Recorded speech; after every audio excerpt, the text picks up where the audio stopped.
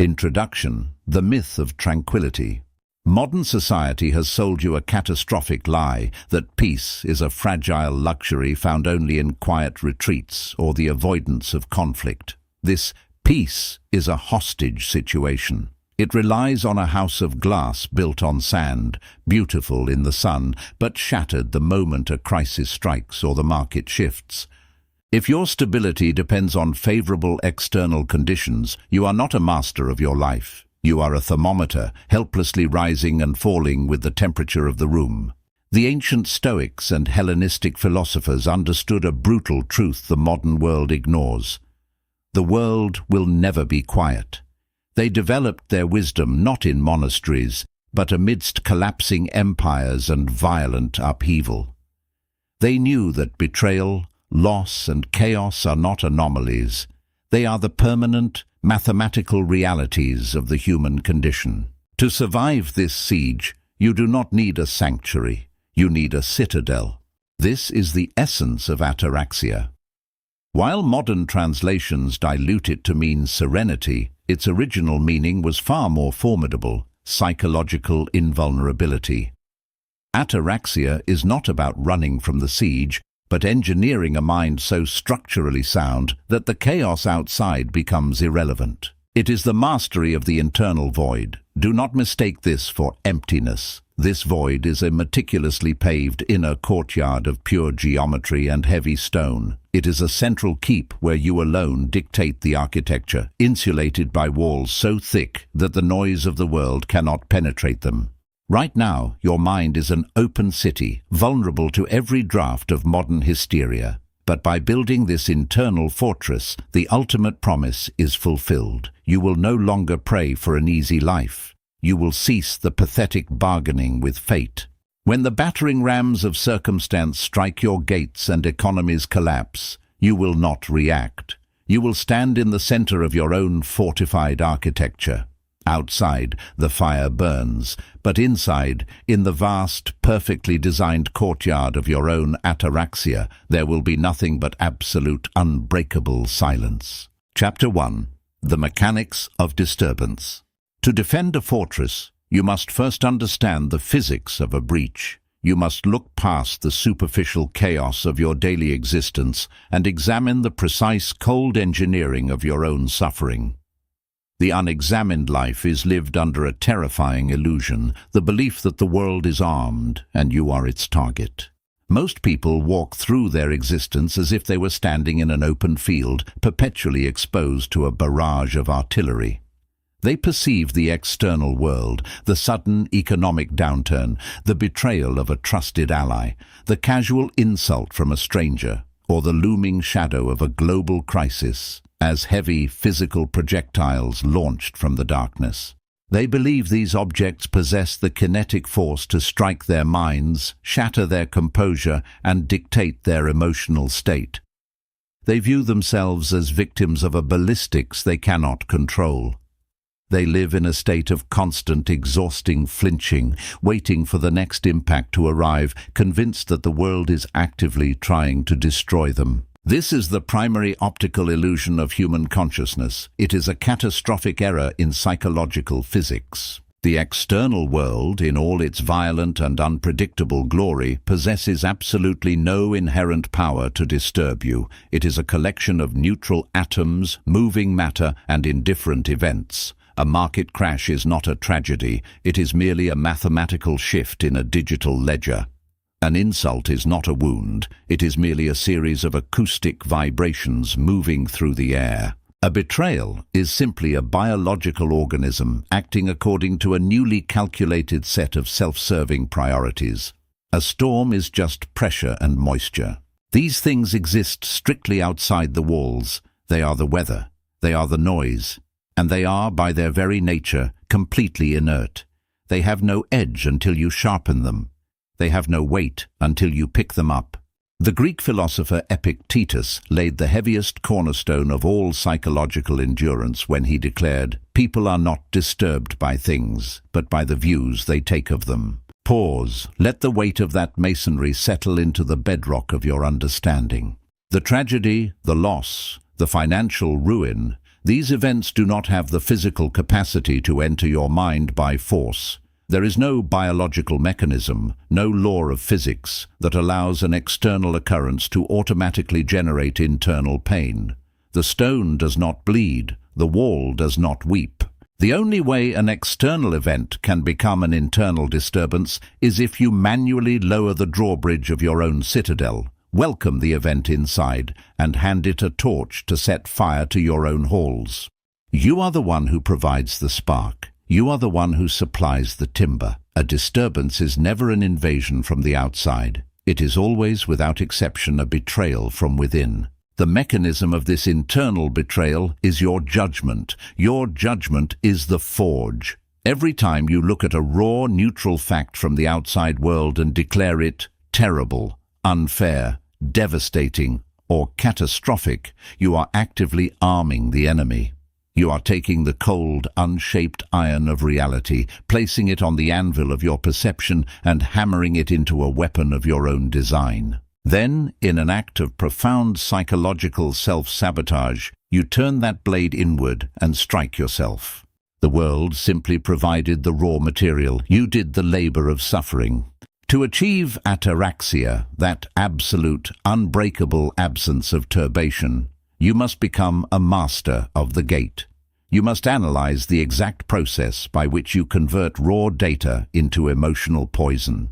You must see the machinery of your own judgment at work, and you must learn to dismantle it with the cold, unfeeling precision of a master architect dismantling a flawed scaffold.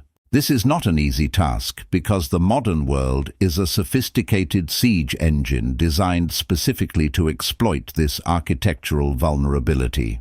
We live in an era of engineered disturbance. Every screen you touch, every notification that vibrates against your skin, and every headline that screams for your attention is a calculated, scientifically tested attempt to force you to lower your drawbridge. There is an entire economy built just outside your walls. The merchants of chaos profit exclusively from your panic. They cannot monetize your silence. They cannot monetize your ataraxia. They can only monetize your outrage, your fear, and your desperate need to belong to the hysterical crowd. Therefore, society demands that you be engaged.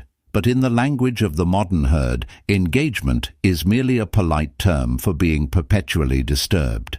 The crowd insists that you stand on the parapets of your citadel and scream your stance on every passing caravan, every distant war, every trivial scandal, and every microscopic shift in the cultural wind. You have been conditioned from birth to believe that having an opinion on everything is a sign of intelligence, empathy, and social relevance. You are told that your outrage is your currency. You are taught that to remain silent, to remain indifferent, is a form of moral failure. In reality, this compulsion to judge is a fatal structural flaw. Every time you form an opinion about something you cannot control, you are actively knocking a new window into the thick stone of your fortress. You are creating a gap in your defenses. When you attach your internal stability to the outcome of a distant political cycle, the behavior of a public figure you will never meet, or the fluctuating hysterical moods of a digital mob, you are extending the nerve endings of your citadel far out into the unprotected wilderness. You are laying down sensitive wires across hostile territory, and you are guaranteeing that when the wilderness catches fire, and make no mistake, the wilderness is always on fire, you will feel the excruciating heat inside your deepest, most private chambers. Consider the massive, exhausting thermodynamic cost of this constant vigilance.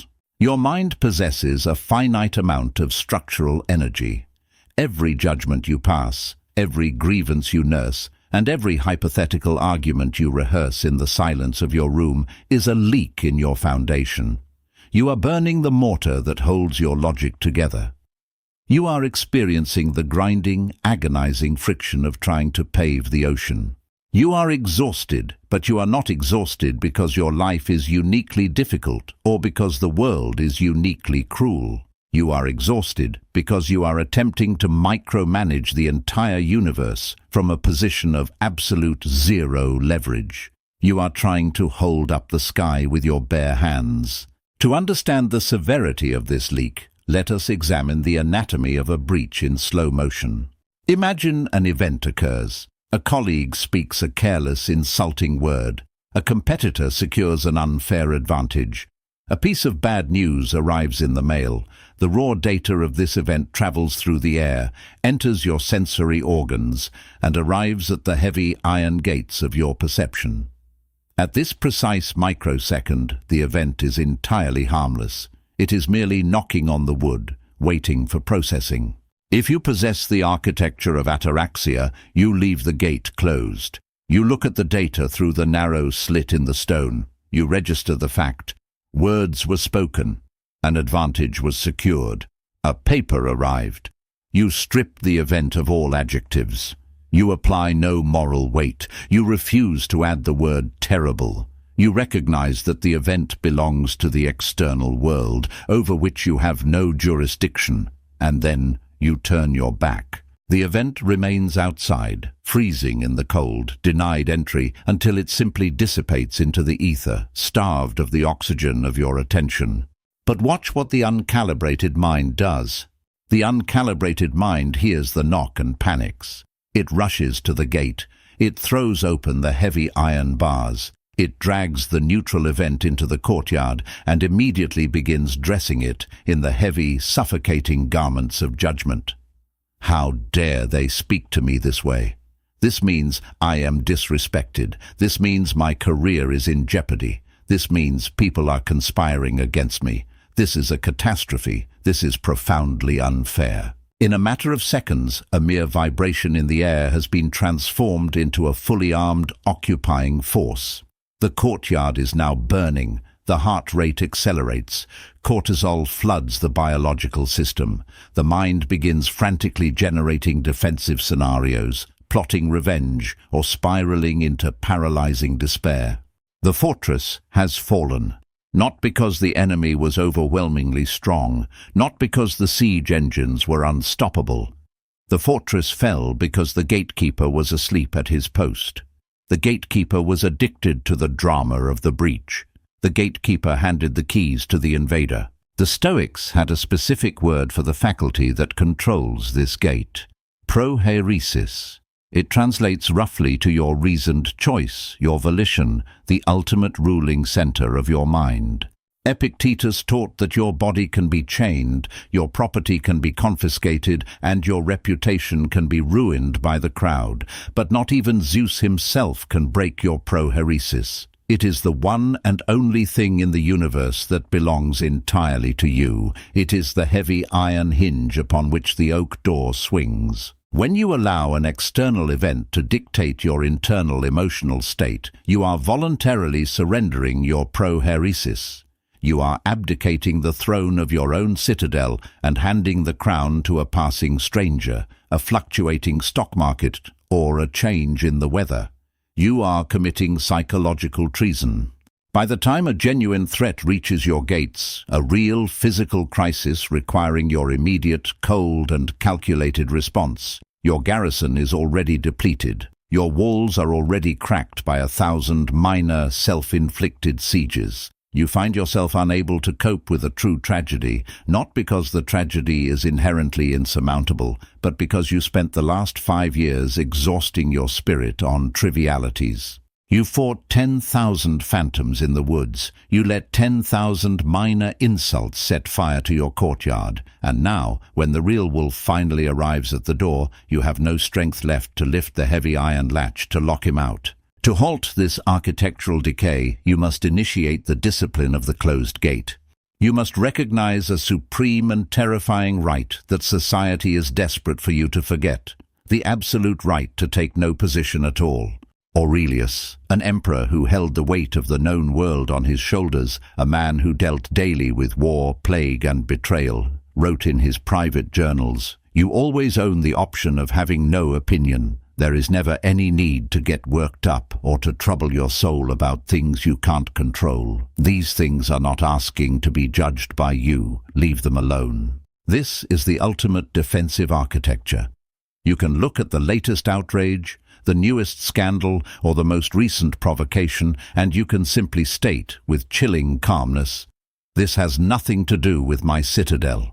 This is not a retreat into ignorance. It is not cowardice. It is a strategic, calculated consolidation of power. When you refuse to judge an event, you actively deny it entry. You leave it outside in the cold, where it belongs. You remain inside your fortress, observing the storm through the thick stone, entirely dry and entirely unmoved. You are not ignoring reality. You are refusing to let reality dictate your internal temperature. You are maintaining the structural integrity of your command center. Imagine that massive, heavy oak door, banded in thick iron. This is the entrance to your Ataraxia. Outside, the mob is screaming. They are hurling insults. They are demanding that you speak up. They are threatening your status, and they are begging for your sympathy. They want your energy. They want your heat. They want to drag you into their chaotic, unstructured existence because your silence highlights the misery of their noise. The fragile mind rushes to the door. It presses its ear against the wood. It argues back through the keyhole. It tries to frantically explain its position, and it feels every violent vibration of the assault. Its heart races in sync with the banging on the wood. It is a prisoner of the noise, trapped in a reactive loop, bleeding its life force away to the loudest voice in the mob. The autarkic entity does not move from its seat. It looks at the door, verifies that the iron hinges are secure, and then it simply turns its back. It walks deeper into the quiet, vaulted halls of its own reason. It knows that as long as the judgment is withheld, the door cannot be opened from the outside. The mob can scream until their throats bleed. They have no power to disturb the silence of the courtyard unless the master of the house decides to turn the key. This is the mechanics of true invulnerability. It is not about building thicker walls to absorb the blows. It is about realizing the blows are only echoes until you decide they are real. You must conduct a brutal, uncompromising audit of the supply lines of your attention. You must look at every habit, every relationship, and every information source that currently bypasses your defenses. You must identify every invisible thread that connects your emotional state to a variable you cannot influence. And then, with the cold finality of an executioner, you must take a heavy blade and sever the cord. Let the world be wrong. Let people misunderstand your silence. Let the distant storms rage and the empires of public opinion crumble into dust. The weather outside is not your responsibility.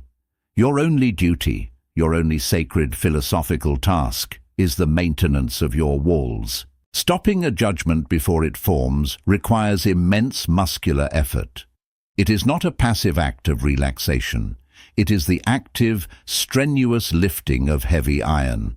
When the insult lands, your biological instinct will be to judge it, to react to it, to let the fire spread. You must step in front of that instinct like a heavy stone pillar. You must absorb the kinetic energy of the event, strip it of its narrative, and drop it to the floor. When you cease the frantic, useless production of opinions, a profound and heavy stillness begins to settle over your architecture.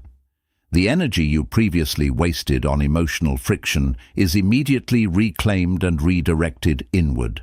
The cracks in your masonry begin to close. The foundations of your character begin to settle deep into the bedrock.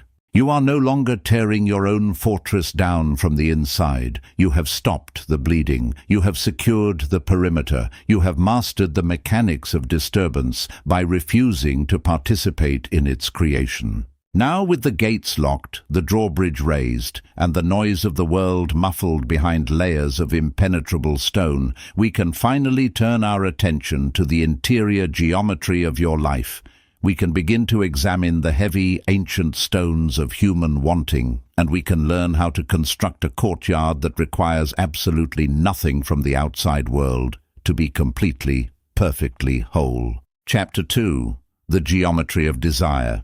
With the heavy iron gates of your perception finally closed to the unsolicited noise of the external world, a terrifying silence begins to fill the space you have secured. But securing the gate is only the first phase of this architectural undertaking. Now we must turn our gaze inward. We must step away from the walls, walk to the absolute center of your consciousness, and critically examine the dimensions of the courtyard itself. In the ancient, unforgiving science of military architecture, there is an ironclad mathematical law. The length of your perimeter directly dictates your vulnerability.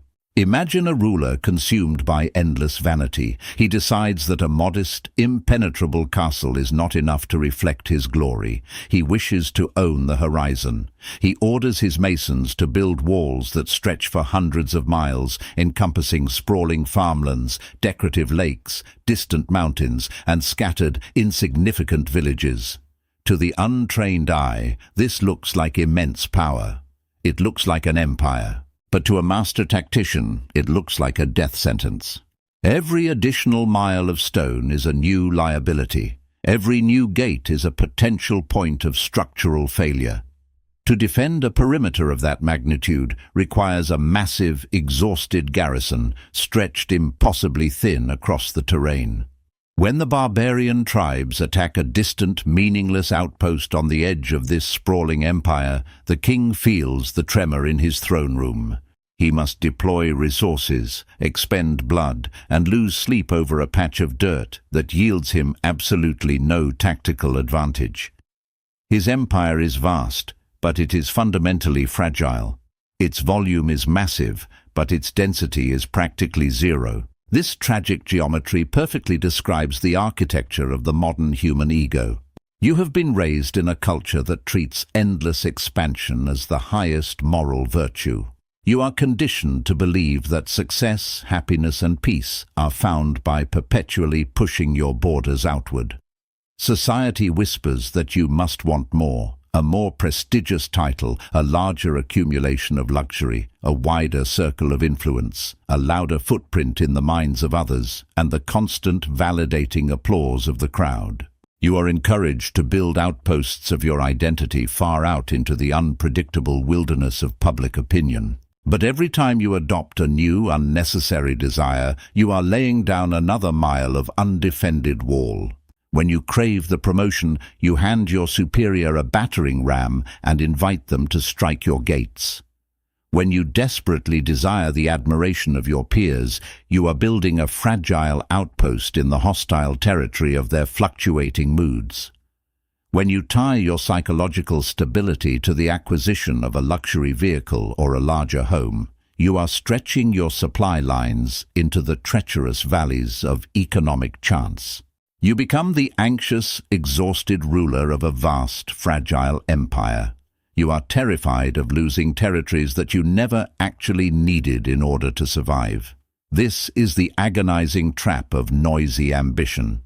It masquerades as growth, but mathematically it is a state of supreme vulnerability. The more you want, the more surface area you offer the world to attack.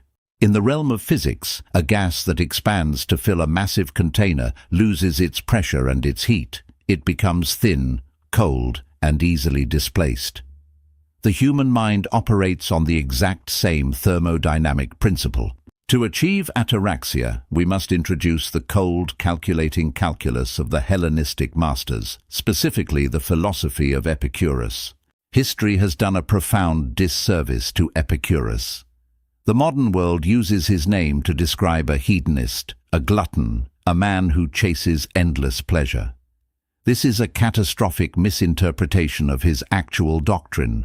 Epicurus was not a hedonist. He was a ruthless mathematician of human suffering. He understood that every new desire is a binding legal contract with anxiety.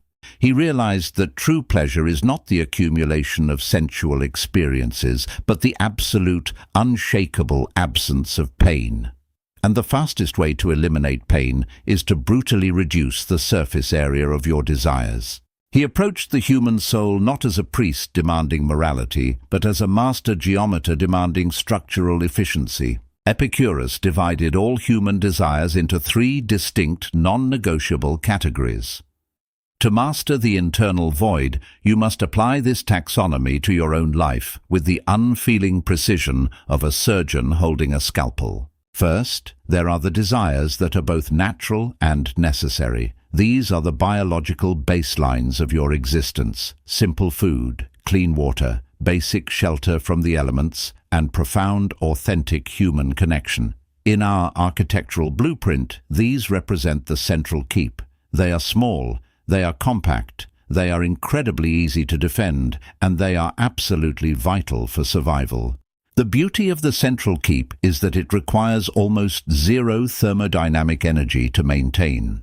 The universe provides the raw materials for these basic needs with relative ease. If you align your psychological baseline strictly to this center, you become an incredibly difficult target to conquer. A man who is genuinely satisfied with a simple meal and a sturdy roof cannot be starved into submission, nor can he be bribed into compromising his sovereignty. Second, there are the desires that are natural but unnecessary. This is the illusion of the upgrade. It is the desire for a lavish, multi-course banquet when simple sustenance would suffice. It is the desire for a sprawling mansion when a solid, warm room provides the exact same shelter. It is the desire for garments of pure silk when wool keeps the cold at bay just as effectively. In our fortress, these desires represent the decorative gardens and the ornate courtyards built just outside the walls of the central keep. They are pleasant. They are natural to enjoy if fortune happens to drop them in your lap. The sovereign mind does not reject them out of ascetic martyrdom. If you are served a fine wine, you drink it. If you are offered a soft bed, you sleep in it. But, and this is the critical architectural distinction, you do not defend the garden. You do not mistake the decorative courtyard for the central keep. You do not deploy your garrison to protect the flowers. You enjoy the natural but unnecessary things strictly as a temporary lease from fate. You know with absolute certainty that if a fire sweeps through the valley and burns the garden to ash, your central keep remains perfectly intact. You do not shed a single tear for the loss of luxury, because luxury was never the foundation of your ataraxia. It was merely a passing season. Finally, we arrive at the third category, the root of all modern suffering, the desires that are unnatural and unnecessary. Fame, the desperate need for social status, the craving for immortality in the minds of strangers, the obsessive accumulation of wealth far beyond any practical use, simply to display dominance over others, the pursuit of political power merely for the sake of being feared. These desires have no root in biology. They do not quench thirst. They do not provide warmth. They are synthetic hallucinations manufactured by a sick society and injected into your mind to keep you running on an endless, exhausting treadmill of production and consumption. In our architectural model, unnatural and unnecessary desires are the sprawling, flimsy outposts built deep in the hostile, unpredictable swamps of the wilderness. They are a logistical nightmare. They require massive, continuous infusions of your psychological energy just to keep them from collapsing into the mud. You must constantly defend your reputation. You must aggressively guard your status. You must continuously monitor how you are perceived by people you do not even respect. And the most devastating truth of all, these outposts are mathematically guaranteed to fall. They are built on the shifting tectonic plates of public opinion. They are completely outside your control. The crowd that crowns you today is already gathering the wood to burn you tomorrow. When you invest your identity in unnatural and unnecessary desires, you are building your home on the edge of a volcano and praying to the gods that it never erupts. To achieve the unbreakable silence of Ataraxia, you must execute a radical, uncompromising geometric contraction. You do not achieve peace by expanding your empire until you own everything. That is the delusion of tyrants and fools. You achieve peace by pulling your borders inward. You must actively, aggressively demolish the flimsy outposts of unnatural desire. You must stop wanting the things that society insists you should want, simply because they are difficult to obtain. This act of demolition is terrifying to the uncalibrated mind. When you first begin to prune your desires, it feels like a loss of ambition. It feels like a death. Your ego will scream. It will accuse you of settling for mediocrity. It will show you the glittering outposts of your peers and whisper that you are falling behind. You must ignore the screams of the ego. The ego is a terrible architect. It cares only about the facade, never about the foundation. Understand the physics of what happens when you collapse your perimeter. Because you are no longer trying to defend a massive, sprawling network of vanity and status, an immense volume of psychological energy is suddenly released. All the kinetic force you used to spend worrying about your reputation, stressing over the next acquisition, and defending your social standing rushes back to the center. The walls of your central keep become infinitely thick. Your density increases exponentially. This is the profound secret of silent ambition. The autarkic entity is not lazy. The sovereign mind does not cease to act, to build, or to conquer, but it completely alters the vector of its ambition. Instead of expanding outward into the vulnerable terrain of public validation, it drills downward into the indestructible bedrock of extreme competence. You execute your daily labor with lethal, chilling precision, but you do it for the structural integrity of the work itself, not for the applause it might generate. You forge your body into a weapon, not to be admired on a digital screen, but because physical capability is a required pillar of your internal citadel. You build wealth, not to purchase status symbols to impress the herd, but to buy the heavy iron bars that lock the world out. Your ambition becomes entirely self-contained. It becomes a closed thermodynamic system. It generates its own heat and consumes its own fuel, requiring absolutely nothing from the outside environment. Imagine the profound, staggering relief of this geometric shift. You wake up in the morning and you look out over your mental architecture. There are no sprawling territories to defend. There are no distant outposts under attack. There is only the central keep, built of solid granite, heavily provisioned, and completely under your dominion. If the stock market plummets, your keep stands. If your reputation is slandered by fools, your keep stands. If you are stripped of your titles, your luxuries, and your social standing, the core geometry of your existence does not shift by a single millimeter. By wanting less, you gain absolute dominion over everything that remains. You learn to master the internal void by refusing to fill it with cheap, imported statues. You do not need to clutter the courtyard with the trophies of vanity. You leave the space vast, clean, and perfectly empty. You let the wind blow through the columns. You listen to the silence of a mind that has finally stopped wanting what it does not need. The perimeter is now secure. The desires have been brutally, effectively pruned. The surface area of your vulnerability has been reduced to near zero. But the walls of a citadel, no matter how thick, and a perimeter, no matter how tight, must be governed by a master who knows how to operate the machinery of logic. To make this structure truly immortal, to ensure that the void remains perfectly serene, even when the earth itself shakes, we must move to the observation tower. We must forge the heaviest iron mechanism of all, the suspension of judgment, the ultimate weapon of the skeptic philosophers. Chapter 3. The suspension of judgment.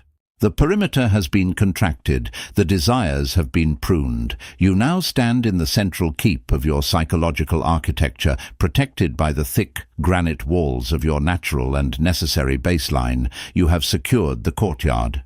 But a fortress is not defended blindly from the ground. It is defended from the observation tower. As you ascend the spiraling stone steps to the highest point of your citadel, you look out over the parapets at the vast, chaotic landscape of human existence. You will see the movement of armies, the collapse of markets, the frantic shifting of cultural allegiances, and the endless churning dust storms of fate. Because you have closed the gates, these events can no longer simply walk into your mind, but the human brain possesses a dangerous, deeply ingrained evolutionary reflex. It is addicted to certainty. It is a compulsive categorization machine. When it looks out from the tower and sees an approaching event, it does not want to merely observe it. It desperately wants to label it. It wants to look at a distant dust cloud and immediately declare, "This is a tragedy," or "This is a victory," "This is an injustice," "This is a catastrophe." This compulsive need to categorize the external world is the final, most subtle vulnerability of the human mind. It is the invisible poison that seeps through the thickest stone. To eradicate it, we must forge the heaviest iron mechanism in your entire defensive arsenal, the suspension of judgment. In the Hellenistic era, while the Stoics were building their walls of logic and the Epicureans were designing the geometry of their desires, a third school of thought emerged, carrying a weapon so radical and devastating that it completely dismantled the fundamental assumptions of human suffering. They were the Pyrrhonian skeptics, founded by Pyrrho of Elis. Pyrrho understood a terrifying epistemological truth. The agony of the human condition does not come from the world itself, but from our dogmatic belief that we know exactly what the world means. We suffer because we look at a fluid, unpredictable, and ultimately incomprehensible universe, and we arrogantly attempt to nail it down with rigid definitions. We believe that our limited, flawed sensory organs and our heavily biased personal histories give us the authority to declare that a specific event is definitively bad or good. Consider the profound arrogance of this assumption. To look at a single, isolated event, the loss of a job, the ending of a relationship, a sudden illness, and declare it a tragedy, you would need to possess the omniscience of a god. You would need to be able to see the end of the timeline. You would need to know with absolute certainty every single consequence, every butterfly effect, and every hidden variable that will ripple out from that event over the next decade. You do not possess this omniscience. No human being does. When you lose a position of power, you label it a disaster. But you cannot see the stress-induced heart attack that the position would have caused you 3 years down the line. When a relationship shatters, you label it a tragedy. But you cannot see the slow, agonizing erosion of your character that would have occurred had you stayed. You are looking at a single puzzle piece through a pinhole, and you are weeping because you have decided the entire picture is dark. This is the absurdity of human judgment. The Pyrrhonists engineered a solution to this absurdity. They called it epoche. Epoche translates to the cessation, the withholding, or the total suspension of judgment. It is the act of looking at the world, observing its phenomena, and actively refusing to add a narrative, a value, or a conclusion to what you see. To understand the immense mechanical power of epoche, we must look at the modern science of quantum mechanics. In quantum physics, there is a phenomenon known as the observer effect. Before a particle is measured, it exists in a state of superposition. It is a wave of infinite probabilities, existing in multiple states simultaneously. It is fluid. It is undefined. But the exact moment a conscious observer measures the particle, the wave function collapses. The infinite possibilities vanish, and the particle is forced to assume a single, rigid, definite position. The act of observation literally crystallizes reality. Your mind operates on the exact same metaphysical principle. When an unpredictable event occurs in your life, it arrives at the gates of your perception as a wave of infinite probability. It is fluid. It is neither good nor bad. It is simply raw, kinetic energy. It contains the potential for your destruction, but it equally contains the potential for your liberation. It is in a state of psychological superposition. But the moment you panic, the moment you slam your fist on the table and declare, "This is a disaster," you collapse the wave function. You force the fluid, adaptable energy of the universe into a rigid, heavy block of stone. And because you labeled it a disaster, your mind and body instantly begin to interact with it as a disaster. Your cortisol spikes, your vision narrows, your defensive mechanisms drain your energy. You have literally materialized your own suffering through the heavy-handed act of your own judgment. The application of epoche is the deliberate refusal to collapse the wave. It is the discipline of keeping reality in a state of fluid probability. When the event occurs, you stand in the observation tower. You look at the raw data. You acknowledge the facts. My wealth has decreased. The contract was cancelled. The person has left. And then, when your biological instinct screams at you to add the label, when the ego begs you to say, "This is terrible, I am ruined," you grasp the heavy iron wheel of your rationality and you drop the portcullis. You slam the iron gate down on the narrative. You forcefully separate the objective fact from the subjective judgment. You say to yourself, the event has occurred. That is a fact. But whether this is a tragedy or a triumph is entirely unknown to me. I do not possess the omniscience to judge it. Therefore, I suspend my judgment. I leave the scales perfectly balanced. This is not a passive act of ignorance. It is not playing dumb. It is a supreme act of cognitive strength. It requires immense muscular effort to stop the gears of the human mind from grinding out a conclusion. The uncalibrated mind is terrified of uncertainty. It would rather have a certain disaster than an uncertain outcome, because the ego prefers the illusion of control, even painful control, over the abyss of the unknown.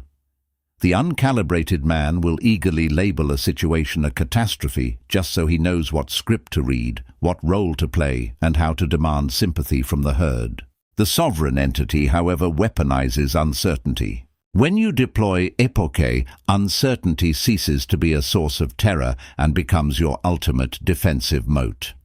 By refusing to label the event, you deny it the ability to disturb your ataraxia. An event cannot hurt you if you have not yet decided that it is painful. Imagine standing in the courtyard of your citadel. A heavy, dark object is thrown over the walls by the siege engines outside. It lands in the center of the stone pavement. The fool runs up to the object, terrified, and immediately declares, "It is a bomb! We are doomed!" His heart races, his garrison panics, and the entire fortress descends into chaos, even before the object does anything at all.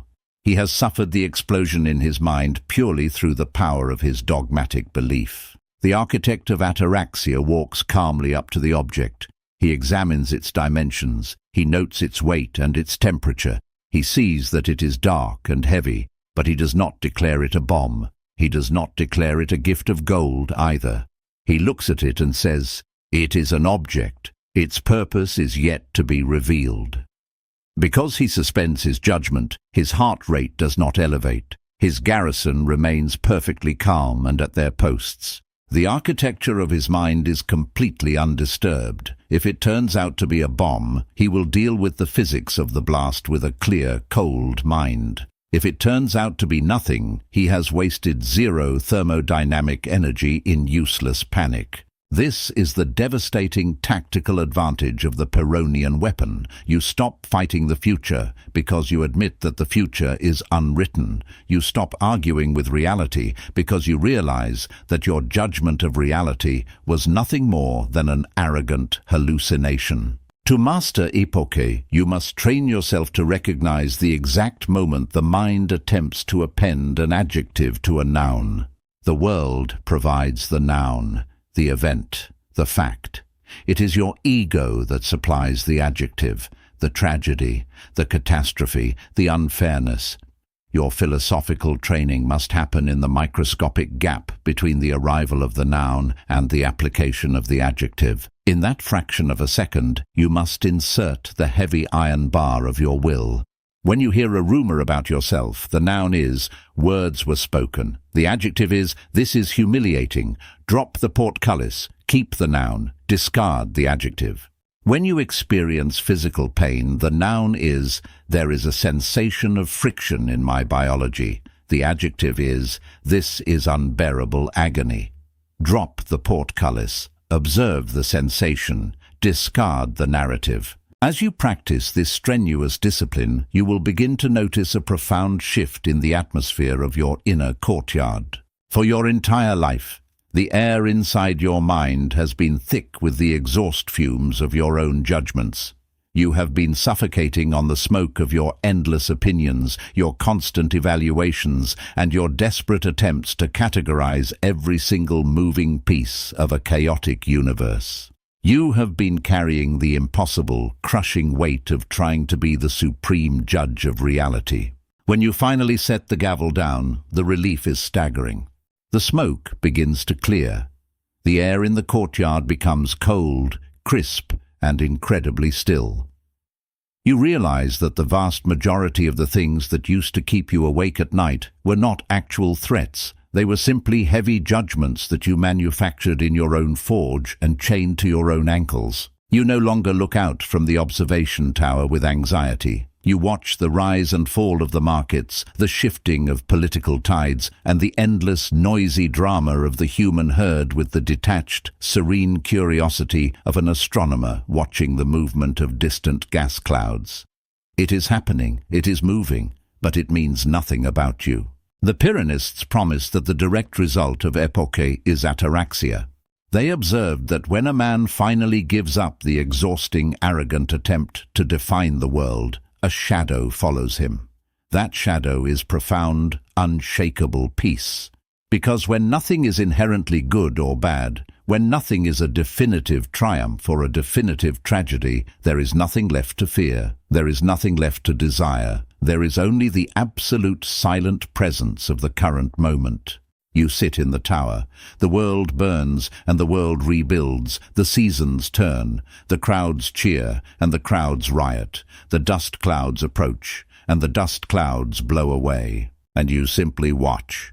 You do not judge the wind. You do not argue with the rain. You leave the scales perfectly balanced, and in doing so, you render yourself completely untouchable. The iron portcullis of epoche is now fully operational. The noise of your own categorization has been silenced. But to ensure that this citadel can withstand the absolute worst that fate has to offer, we must now move to the very foundation of the walls themselves. We must draw the hardest, most uncompromising line in human philosophy. We must define the absolute boundary between what is yours and what belongs to the chaotic domain of fortune. Chapter 4. The Dichotomy of the Wall. You now stand in the observation tower. You have learned to close the heavy iron gates against the mechanics of disturbance. You have radically contracted the geometry of your desires, pulling your supply lines away from the treacherous swamps of public validation. You have mastered the heavy iron wheel of epoche, actively suspending your judgment to prevent the wave function of reality from collapsing into a narrative of catastrophe. You have done the preliminary work. You have silenced the courtyard. But a citadel cannot simply be a collection of disconnected defenses. It must have a fundamental defining perimeter. There must be a definitive, absolute line carved deep into the bedrock that permanently separates what is yours from what belongs to the chaotic, churning wilderness of the world. Without this line, you will eventually become confused. In the fog of war, in the heat of a personal crisis, or during the slow, agonizing erosion of a long hardship, you will forget where your jurisdiction ends. You will mistakenly deploy your mental garrison into undefendable territory. You will bleed your structural energy trying to hold ground that was never meant to be held. To prevent this fatal architectural error, we must lay down the deepest, heaviest, and most uncompromising foundation in all of Hellenistic philosophy. We must draw the dichotomy of the wall. In the 1st century, a man named Epictetus, who began his life as a broken slave and ended it as the most formidable psychological architect of the Roman Empire, defined this boundary with terrifying clarity. He did not speak in abstract mystical poetry. He spoke in the cold, hard mathematics of ownership. He established a binary law of the universe that is as inescapable as gravity. The law states that all things in existence are divided into two, and only two, mutually exclusive categories. There are things that are strictly within the walls of your control, and there are things that are strictly outside the walls, subject entirely to the violent, unpredictable siege engines of fate. This sounds deceptively simple to the modern ear. Society nods at this concept, prints it on motivational posters, and completely fails to understand its devastating absolute nature. To actually apply the dichotomy of the wall is not a gentle act of mindfulness. It is a violent, radical amputation of the ego. It requires you to look at almost everything you currently value, everything you spend your days agonizing over, and brutally reclassify it as foreign, uncontrollable territory. Let us survey the landscape and draw the line. We will begin with the territories that you currently mistakenly believe you control. First, look at your wealth. The modern mind believes that through sheer force of will, long hours of labor and clever strategy, it can control its financial destiny. This is an arrogant hallucination. You can control your work ethic. You can control your strategy. But the wealth itself, the accumulation of gold, the stability of the currency, the fluctuations of the global market, the integrity of the banks, and the honesty of your business partners, these are completely outside the wall. A sudden shift in the geopolitical winds, a microscopic virus, or the stroke of a pen by a distant lawmaker can vaporize your empire overnight. If you tether your Ataraxia to your bank account, you have built your citadel on a tectonic fault line. You are guaranteed to be crushed. Second, look at your physical body. The ego fiercely claims ownership of the flesh. You exercise, you curate your nutrition, you avoid danger, and you convince yourself that you are the absolute monarch of your biology. You are not. Your body is not yours. It is a temporary, highly volatile lease granted by the indifferent forces of nature. It is entirely subject to the laws of entropy. A genetic flaw embedded in your DNA before you were born can suddenly awaken. A microscopic pathogen can bypass your immune system. A distracted driver can shatter your spine in a fraction of a second. You can influence your health, but you do not control it. The body is outside the wall. It is exposed to the elements. If you demand that your body remain perfect and painless in order to be at peace, you are demanding that a paper house survive a hurricane. Finally, look at the most dangerous, insidious illusion of all, your reputation. The uncalibrated mind spends massive amounts of thermodynamic energy desperately trying to manage how it is perceived by others. You curate your speech, you display your trophies, you defend your honor, and you aggressively attempt to shape the narrative that surrounds your name. But where does a reputation actually exist? It does not exist in the physical world. It cannot be touched. It cannot be weighed. A reputation exists strictly, entirely, and exclusively within the neural pathways of other people's brains. To attempt to control your reputation is to attempt to establish a permanent military occupation inside the minds of strangers. It is an act of sheer madness. You cannot garrison the mind of another human being. Their perceptions are heavily warped by their own traumas, their own jealousies, their own limited intelligence, and their own fluctuating moods. They will misunderstand you. They will project their own insecurities onto your actions. They will crown you a hero on Monday and burn you as a villain on Tuesday without a single fact changing. Your reputation, your status, your wealth, your body, your career trajectory, the political climate, the weather, the past that has already fossilized, and the future that has not yet materialized, all of this is outside the wall. It is the wilderness. It is the domain of fortune. It is a swirling, chaotic storm of probabilities and kinetic energy over which you have absolutely zero mechanical jurisdiction. When you understand this, you suddenly realize the source of all your exhaustion. Your entire life has been a frantic, impossible campaign to conquer the wilderness. You have marched your internal garrison out of the safety of the citadel, day after day, trying to fight the wind, trying to negotiate with the rain, trying to put the ocean into a box. You have bled yourself dry, trying to force the uncontrollable universe to comply with your fragile preferences. The architecture of Ataraxia demands an immediate, unconditional military withdrawal. You must sound the retreat. You must pull every ounce of your psychological energy, every unit of your attention, and every soldier of your will back across the moat. You must abandon the unwinnable war for the external world, pull up the drawbridge, and finally lock the heavy iron gates. So, what remains? When you surrender your claim to your wealth, your body, your reputation, and your circumstances, what is actually left inside the wall? What is the irreducible, indestructible core of your sovereign territory? Epictetus answered this with mathematical precision. Your judgments, your impulses, your desires, your aversions, and your reasoned choices. In short, everything that is your own direct mental action. This is the central keep.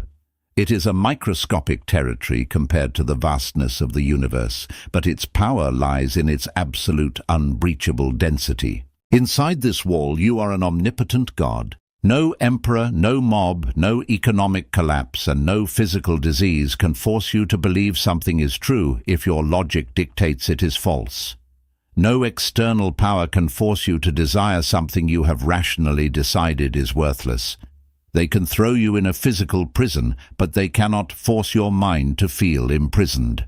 They can strip you of your wealth, but they cannot strip you of your dignity, because dignity is a choice generated entirely from within. Let us examine the physics of this internal sovereignty. In the realm of quantum mechanics, there is a principle known as entanglement, where particles become interconnected, and the state of one instantly dictates the state of another, regardless of distance. The modern human is deeply, tragically entangled with the external world. If the market drops, the man's emotional state drops. He has no independent existence. He is a slave to the entanglement. Drawing the dichotomy of the wall is the deliberate, violent severing of quantum entanglement. You are actively isolating your internal state from the deterministic machinery of the outside world. You realize that the universe is a vast, grinding engine of cause and effect. It is massive. It is indifferent. If you, a tiny, localized gear, attempt to force the massive cosmic engine to turn in your preferred direction, the friction will instantly shatter your teeth. You will be crushed. But if you decouple yourself from the external drive shaft, if you focus entirely on spinning flawlessly on your own internal axis, perfectly aligned with your own reason, your own integrity, and your own judgments, you operate with zero friction. You achieve a state of perfect, silent, mechanical efficiency. This is not a philosophy of resignation. It is not the mindset of a victim who gives up. It is the cold, tactical repositioning of an apex predator. When you stop wasting your energy trying to control what is outside the wall, you do not become weak. You become terrifyingly powerful. All the thermodynamic force that you previously bled into the wilderness is suddenly trapped inside the central keep. It compresses, it densifies. You still interact with the world, but your methodology is completely inverted. You still engage in commerce, but you no longer attach your identity to the acquisition of gold. You simply focus on executing the process of your labor with absolute flawless precision, because the process is inside the wall. If the gold comes, it is a pleasant breeze. If the gold is lost, the citadel remains perfectly intact. You still take care of your body, treating it like a finely tuned instrument. You feed it well and train it hard, because the discipline of training is inside the wall. But if a disease bypasses your defenses, you do not weep. You do not ask, "Why me?" You simply manage the pain with the cold rationality of a physician observing a symptom, because you know the flesh was never yours to keep. You still engage with society. You speak your truth. You act with honor. But you completely sever your attachment to how your actions are received. You do not monitor the applause. You do not flinch at the criticism. You speak because the integrity of the speech is inside the wall. What the crowd does with those words is outside the wall, and therefore it is legally, fundamentally, none of your concern. Imagine the profound, staggering silence of living behind this boundary. A crisis erupts in the news. The masses panic. The airwaves are filled with hysteria. The uncalibrated mind scrambles, terrified, trying to figure out how to control the outcome, feeling the weight of a world it cannot lift. You sit in your courtyard. You hear the noise outside. You look at the heavy line drawn in the bedrock. You ask yourself a single razor-sharp question. Is this event inside the wall or outside the wall? The answer is obvious. It is outside. Instantly, the tension leaves your jaw. The cortisol drains from your system. The crushing weight is lifted. You are granted the ultimate philosophical amnesty. You are legally absolved of the responsibility to worry. You return to your labor. You return to your studies. You return to the quiet, methodical maintenance of your own character. This is the architecture of endurance. It is the realization that you cannot build a wall thick enough to stop the universe from acting like the universe. But you can build a wall thick enough to stop the universe from entering your command center. By defining this boundary, you have created a sealed, pressurized environment. The oxygen of your attention is no longer leaking into the void. But now that you are securely locked inside this absolute sovereignty, you will encounter a new phenomenon. When the external world realizes it can no longer control you through fear, anxiety, or the threat of loss, it will attempt a different tactic. It will accuse you of being cold. It will accuse you of being unfeeling. It will try to use your own humanity against you. To withstand this final psychological assault, we must redefine the nature of human emotion. We must move beyond the fragile modern concept of empathy, and we must construct the impenetrable armor of the ancient masters. We must forge the shield of Stoic APATHEIA. Chapter 5. The Stoic APATHEIA. Language is highly susceptible to the erosion of time. Across centuries, profound philosophical concepts are dragged through the mud of common usage, stripped of their original power, and mutated into unrecognizable shadows of their former selves. Nowhere is this linguistic degradation more catastrophic than in the modern understanding of the word apathy. When society uses this term today, it describes a sickness. It paints a picture of a depressive, hollowed-out individual, completely numb to the human experience, devoid of drive, and disconnected from the pulse of life.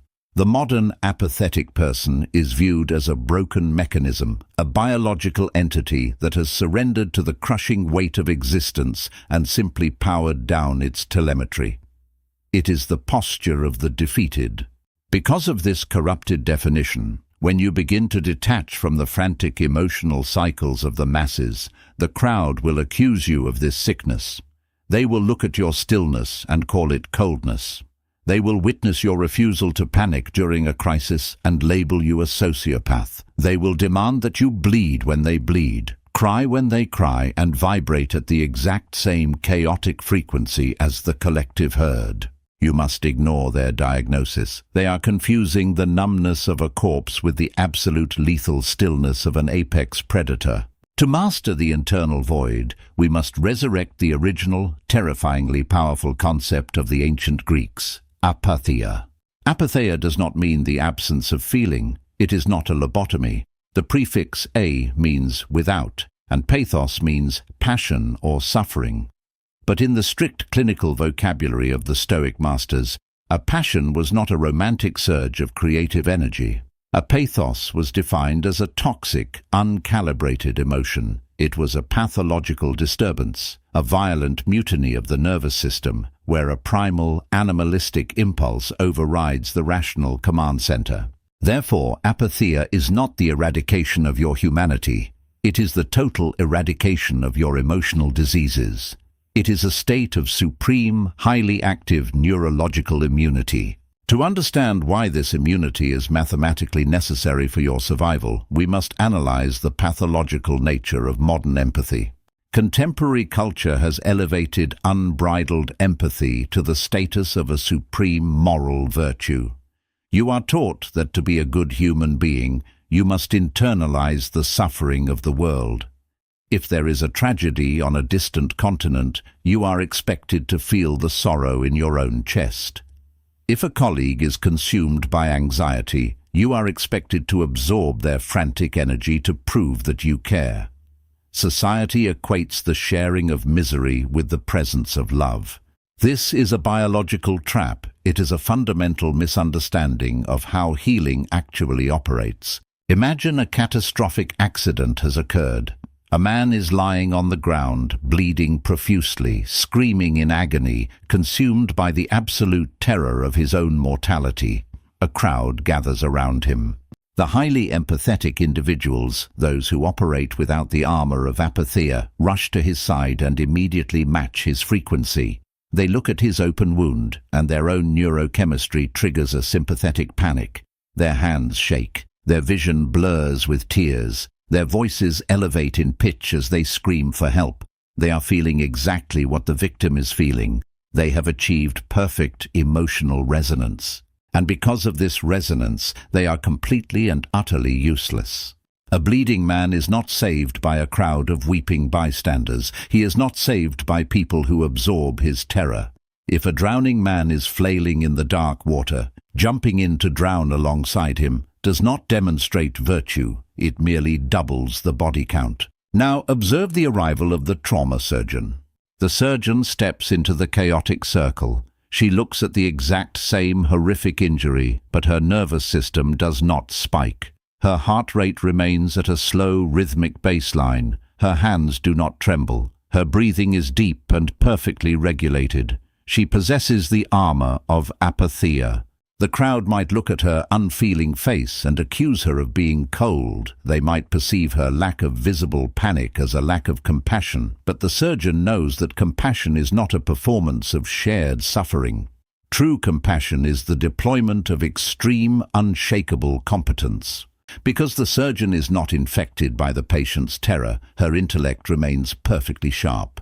She analyzes the arterial flow, calculates the necessary pressure, and applies the tourniquet with chilling, mechanical precision.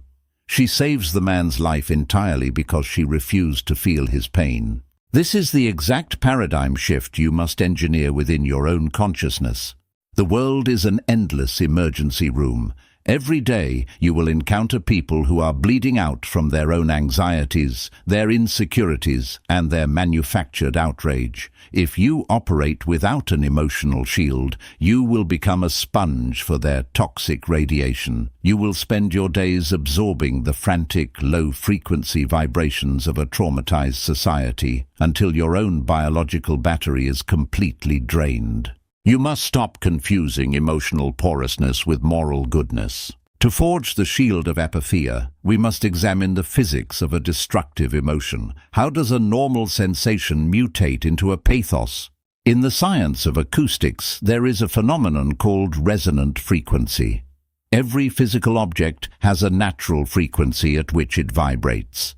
If you introduce an external sound wave that perfectly matches that natural frequency, the object will absorb the energy. The vibrations will amplify, compounding upon themselves, growing more and more violent until the structural integrity of the object completely fails. This is how a singer shatters a glass from across a room. The glass is not broken by the physical impact of the voice. It is destroyed by its own internal resonance. A pathos is an acoustic resonance in your nervous system. When an external provocation occurs, an insult, a sudden loss, a perceived threat, it emits a specific frequency. If your mind is untrained, it acts like fragile glass. It absorbs the frequency of the threat. The vibration enters your biology. Let us track the anatomy of anger as a primary example of this resonant destruction. A man cuts you off in traffic, or a competitor mocks your work in a public forum. The event itself is microscopic, but the uncalibrated mind immediately matches the frequency of the provocation. The rational intellect is instantly bypassed. The amygdala, the ancient primitive core of the brain, hijacks the neurological network. Within milliseconds, your adrenal glands flood your bloodstream with cortisol and epinephrine. Your blood pressure skyrockets, the capillaries in your face dilate, your muscles tense, preparing for physical combat in a scenario where physical combat is completely irrelevant. You have been poisoned by your own glandular response. Seneca, the great Roman statesman, described anger as a brief insanity. He noted that a man consumed by a pathos is no longer the master of his own vessel. He is a passenger on a runaway train, hurtling toward a cliff, completely incapable of applying the brakes. Once the chemical cascade is initiated, the intellect cannot simply politely request that it stop.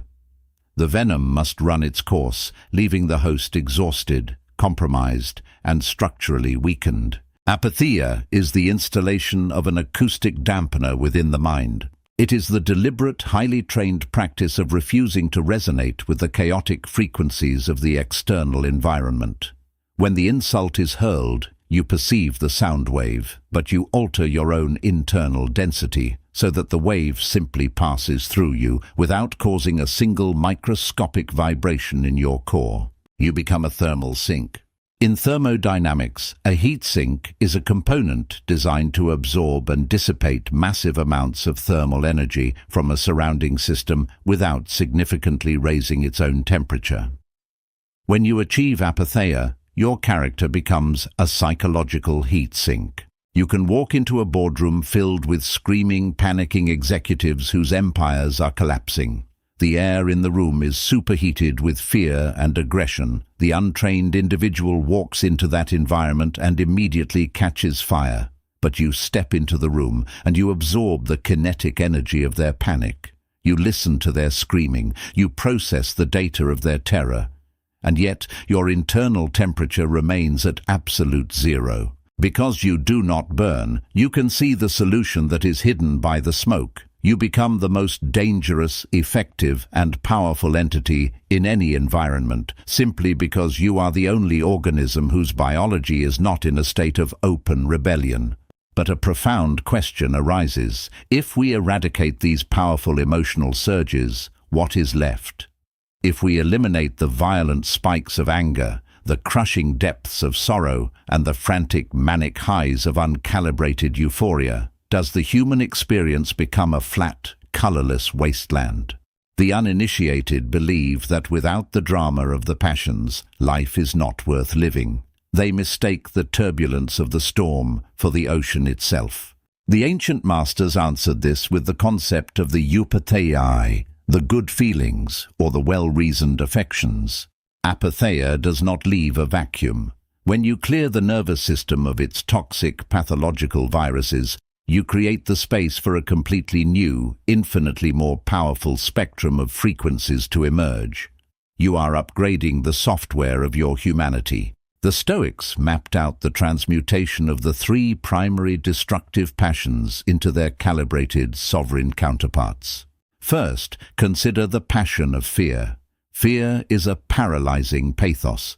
It is an irrational terror of a future that has not yet happened, a hallucination that drains your present strength to fight a phantom. Under the protocol of APATHEIA, fear is eradicated and replaced by eulabeia, caution. Caution is a highly active, razor-sharp state of readiness. It acknowledges danger without a single drop of adrenaline. The fearful man cowers in the dark, imagining the wolves. The cautious man calmly sharpens his blade by the fire, entirely aware that wolves exist, but his heart rate never rises above resting. He is prepared, not panicked. Second, consider the passion of craving or greed. Greed is the desperate, hungry ghost of the ego, an unquenchable thirst for accumulation that stems from a profound sense of internal lack. It makes a man a slave to the things he does not yet own. Under the protocol of APATHEIA, greed is transmuted into boulesis, rational wishing. Rational wishing is the cold, calculated pursuit of a target. You set a goal, the acquisition of capital, the mastery of a skill, the completion of a grand project. You move toward it with relentless, unstoppable kinetic force. But because it is a rational wish and not a pathological craving, your identity is not tethered to the outcome. You play the game with the ruthlessness of a grandmaster, but you do not weep if the board is flipped. You want it, but you do not need it. Finally, consider the passion of manic euphoria. This is the wild, drunken elation the herd feels when fortune temporarily smiles upon them. It is the screaming joy of the lottery winner or the mob celebrating a fleeting victory. It is dangerous precisely because it is an intoxication, and every intoxication mathematically guarantees a devastating hangover when the chemical spike recedes. Under the protocol of APATHEIA, this manic high is replaced by kara, deep, unshakable joy. Kara is the ultimate frequency of the sovereign mind. It is not a loud, explosive celebration. It is a profound, silent, radiating warmth that emanates from the absolute center of your being. It is the quiet satisfaction of a mind that has looked at the terrifying unpredictability of the cosmos and realized that it is completely equipped to survive it. It is the joy of the monolith standing in the rain. The rain is cold, the wind is howling, but the stone simply hums with the quiet perfection of its own density. When you operate from Kara, your happiness is no longer a fragile glass ornament resting on the edge of a table, waiting for the slightest tremor to shatter it. Your joy becomes a heavy iron anvil. It requires no specific weather. It requires no applause. It is entirely self-generating. The transition into this state is a metamorphosis of the highest order. As you rigorously apply the dampener to your resonant frequencies, you will notice a terrifying, beautiful change in how the world interacts with you. People will bring their drama, their gossip, and their manufactured crises, hoping to infect you. They will throw their hooks into the water, waiting for you to bite, waiting for you to validate their misery by reacting to it. When you do not react, when you simply look at them with the calm, flat gaze of a creature that no longer speaks their language, they will experience a profound disorientation. Your silence will become a mirror, because you refuse to match their chaotic frequency. The kinetic energy of their own neurosis will bounce off your shield and return directly to them. They will be forced to sit in the uncomfortable echo chamber of their own uncalibrated minds. Some will be enraged by your immunity, others will be terrified by it. But a select few, those who are exhausted by the endless bleeding, those who are secretly looking for a way out of the emergency room, will recognize what you have become. They will see the steady hands of the surgeon. They will see a biological entity that has successfully hacked its own evolutionary code, turning off the alarm systems that enslave the rest of the species. You have sterilized the psychological environment. You have forged the emotional armor. You have achieved the absolute zero of the mind, where the noise of the world comes to die. Now, possessing this lethal stillness, we must turn our attention to the mechanics of time. We must understand how the human mind is tortured by the phantom dimensions of the past and the future, and we must learn the physical laws required to anchor our newly forged mass entirely and permanently in the agonizingly narrow sliver of the present. Chapter 6. The Architecture of Endurance. A citadel is not destroyed solely by the sudden, violent impact of the battering ram. The spectacular breaches, the explosive crises that demand immediate heroic action, are rare. Most fortresses do not fall in a blaze of glory. They fall to the quiet, relentless, unglamorous mechanics of the long siege. The enemy surrounds the walls, they sever the supply lines, they dig their trenches into the mud, just out of range of your archers, and then they simply wait. They let the passing of the seasons, the grinding monotony of isolation, and the slow, agonizing erosion of hope do the heavy labor for them. This is the exact strategy that the universe will employ against your newly secured mind. You have pruned your desires. You have suspended your judgments. You have forged your emotional armor. You are fully prepared to face a sudden catastrophe, but fate knows that if it cannot shatter your walls with a single devastating blow, it can attempt to grind them into dust through the slow attrition of time. It will deploy the chronic illness. It will deploy the multi-year financial hardship. It will deploy the agonizing, decade-long stagnation of a career, or the quiet, suffocating death of a long-term alliance. It will subject you to the crushing weight of daily repetition. To survive the long siege, physical strength is completely irrelevant. Emotional regulation is necessary but insufficient. To hold the wall month after month, year after year, you must execute a profound metaphysical shift. You must master the dimension of time. The uncalibrated mind is exceptionally poor at enduring the siege because it fights a war on 3 separate temporal fronts simultaneously. Imagine a commander who divides his limited garrison, sending 1/3 of his army to fight in a graveyard, another third to battle phantoms in the fog, and leaving only a fraction of his forces to defend the actual gates of his castle. This is precisely what you do when you fail to govern your perception of time. The first phantom front is the past. The past is a fossilized landscape. It is immutable stone. Once an event has occurred, it instantly crystallizes, passing out of the realm of probabilities and into the realm of absolute, unchangeable historical fact. The betrayal that happened 5 years ago, the opportunity you missed last decade, the humiliating failure of your youth, these things are dead. They possess zero kinetic energy. Yet the untrained mind treats the past as if it were an active, ongoing conflict. You deploy massive amounts of your psychological garrison to march backward into the ruins. You spend your nights relitigating old arguments, agonizing over what you should have said, and mourning the structural collapse of towers that fell years ago. Every unit of energy you spend dwelling in the past is a soldier deployed to guard a graveyard. You are attempting to negotiate with a corpse. You are striking your sword against solid rock, dulling your own blade while achieving absolutely nothing. The past cannot be altered, it cannot be bargained with, and it cannot be defeated. It can only be accepted. The second phantom front is the future. If the past is a fossil, the future is a hallucination. It is a mist. It does not exist anywhere in the physical universe. It exists exclusively as a projection within the biological hardware of your own brain. When the long siege sets in, the ego panics. It looks out from the observation tower and attempts to calculate how long the supplies will last.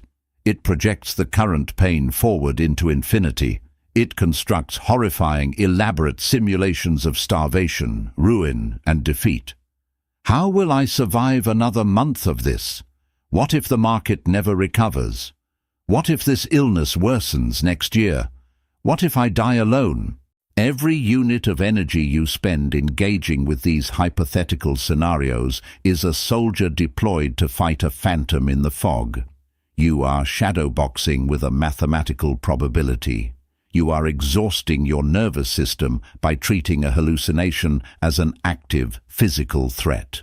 When you divide your garrison like this, bleeding your strength into the unchangeable past and the non-existent future, the walls of the present are left completely undefended.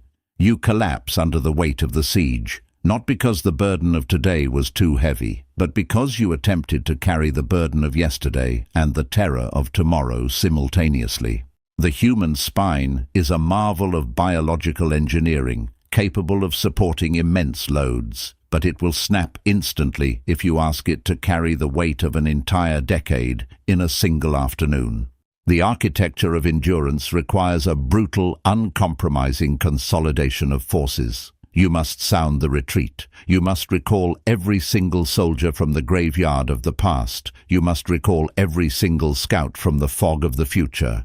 You must pull your entire psychological garrison back behind the walls of the only territory that actually exists, the only territory where you possess any mechanical leverage whatsoever, the agonizingly narrow sliver of the present. Let us examine the profound physics of the present moment.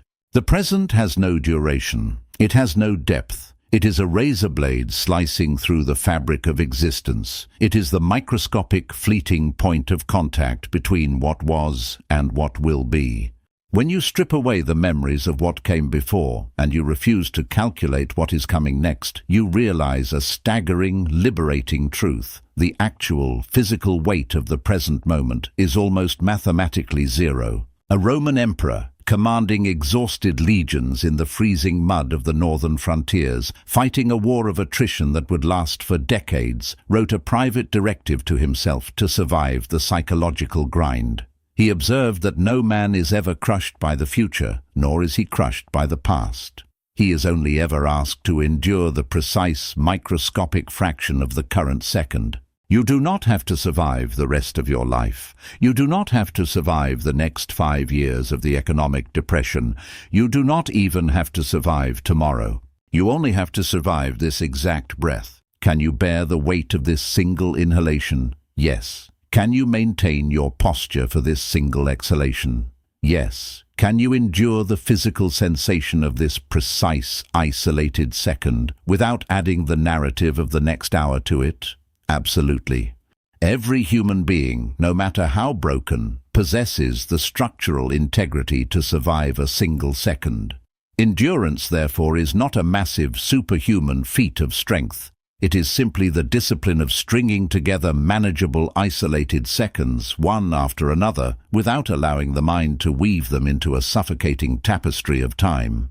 In the realm of quantum mechanics, there is a principle known as the quantum Zeno effect. It dictates that a quantum system, if observed continuously and with absolute precision, cannot change its state. The act of relentless, uninterrupted observation effectively freezes the particle, preventing it from decaying or transitioning into a different form. You must apply the psychological equivalent of the quantum Zeno effect to your own suffering. When the pain of the siege becomes intense, whether it is physical agony, profound grief, or the agonizing boredom of an unchanging routine, you must narrow your observation to the absolute present. You stare directly at the sensation of the current microsecond. You do not look away. You do not let the mind drift into the memory of how long it has hurt, and you aggressively block the terrifying thought of how long it might continue to hurt. By observing the hardship strictly in the hyper-compressed vacuum of the now, you freeze it, you strip it of its momentum. The pain loses its narrative. It ceases to be a sweeping, tragic epic, and becomes nothing more than a localized point of friction. And friction, isolated from a storyline, is entirely endurable. But endurance is not merely the passive survival of pain. It is the active, rhythmic maintenance of your architecture under pressure. When the excitement of the initial defense fades, you are left with the cold, unyielding reality of routine. Routine is the mortar of the sovereign mind. During a long siege, the undisciplined garrison mutinies. They become bored. They begin to neglect their armor. They sleep on their watch. They crave the violent stimulation of an actual attack, simply to break the crushing monotony of waiting. The fragile mind requires entertainment, progress, and constant variation to remain engaged. The autarkic entity thrives in the monotony.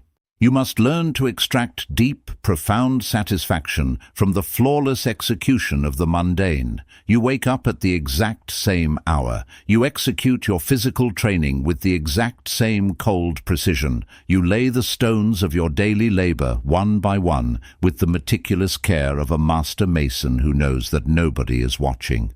You do not require applause to hold the line. You do not require a daily victory to justify your existence. You find the ultimate meaning in the perfection of the form itself.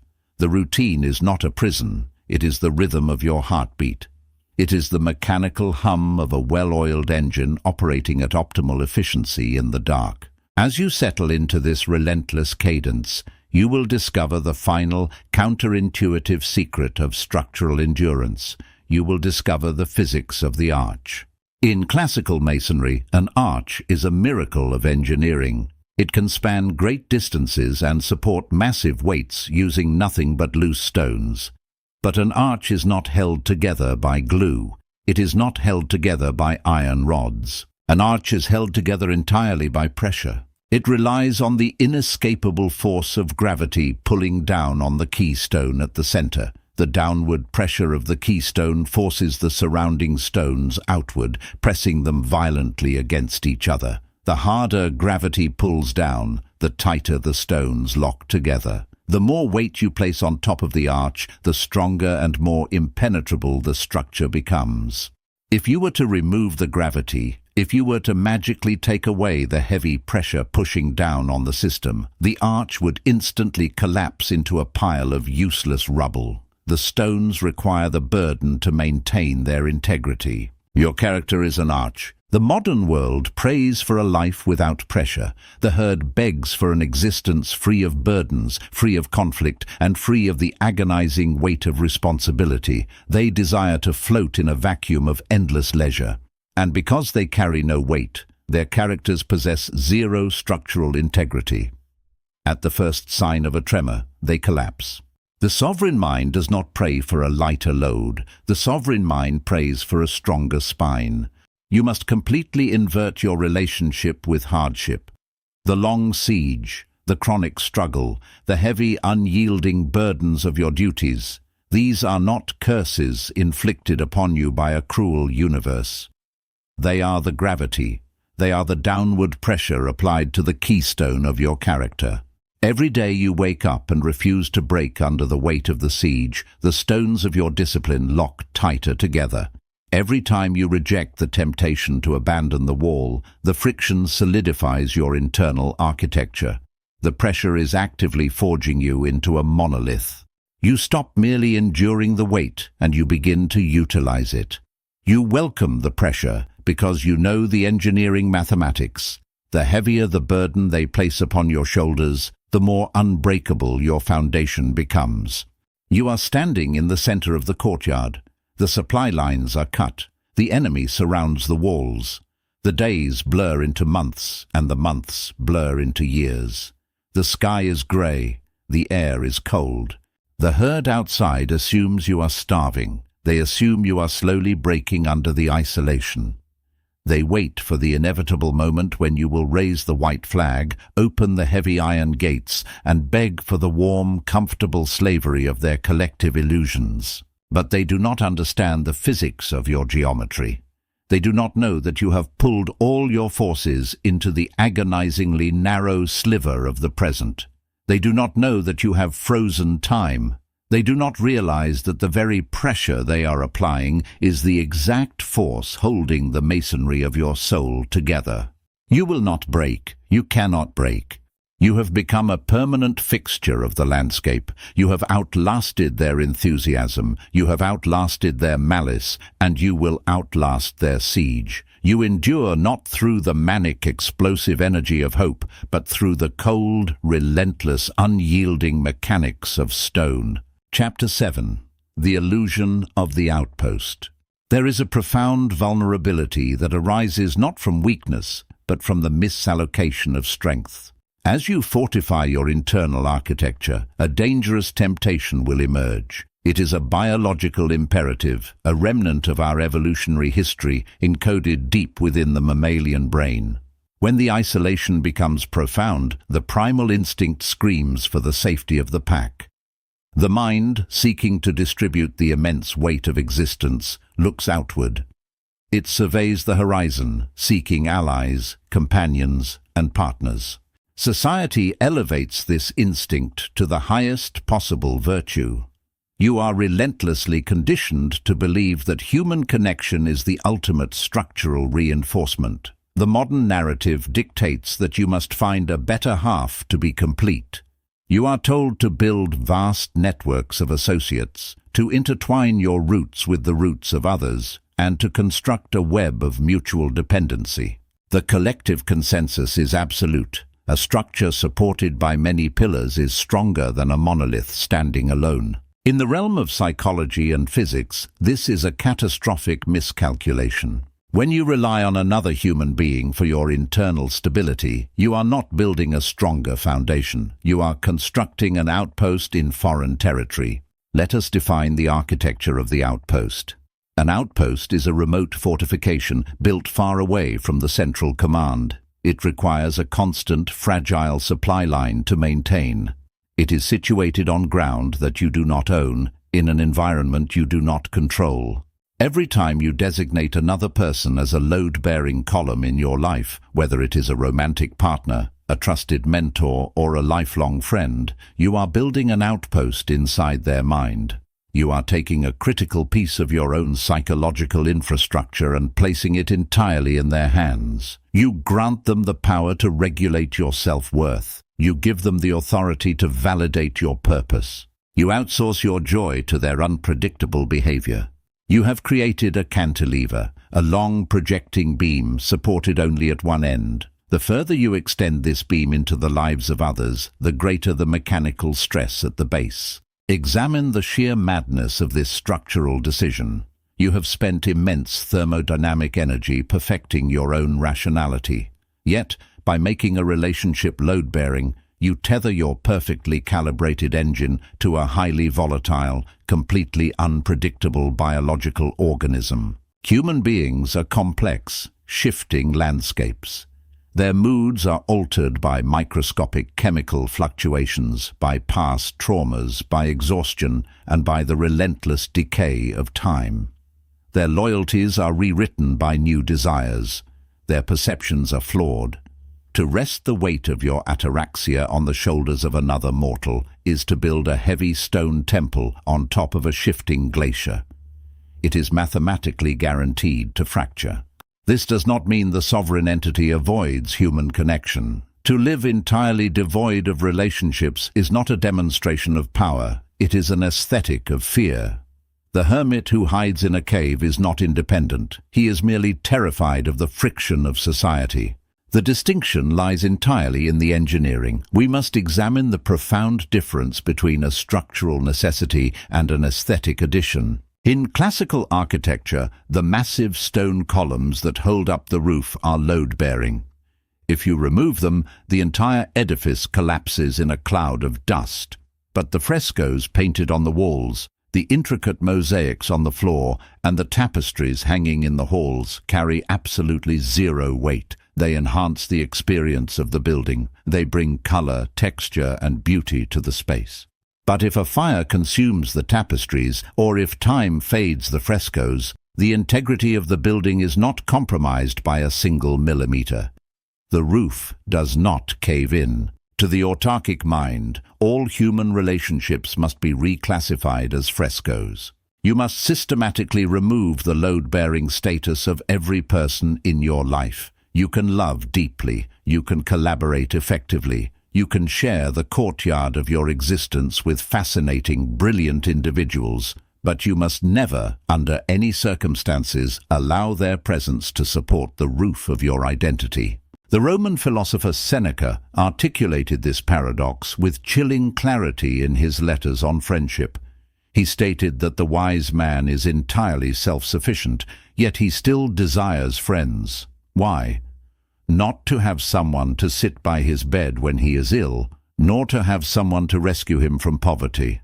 The wise man seeks friends so that he may have someone to sit by their bed. He seeks connection not to extract stability, but to exercise his own overflow of capability. He wants them, but he categorically does not need them.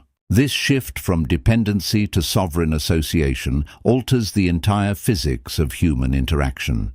When two uncalibrated minds form a relationship, they do not orbit one another, they crash into each other. They become entangled in a parasitic exchange of energy. One becomes the host, the other the parasite, or they engage in an exhausting, perpetual negotiation of emotional hostage-taking. I will provide you with validation if you provide me with security. It is a transaction born of mutual starvation. When you strip the necessity from your relationships, you move from parasitic entanglement to celestial mechanics. Consider the physics of a stable planetary orbit.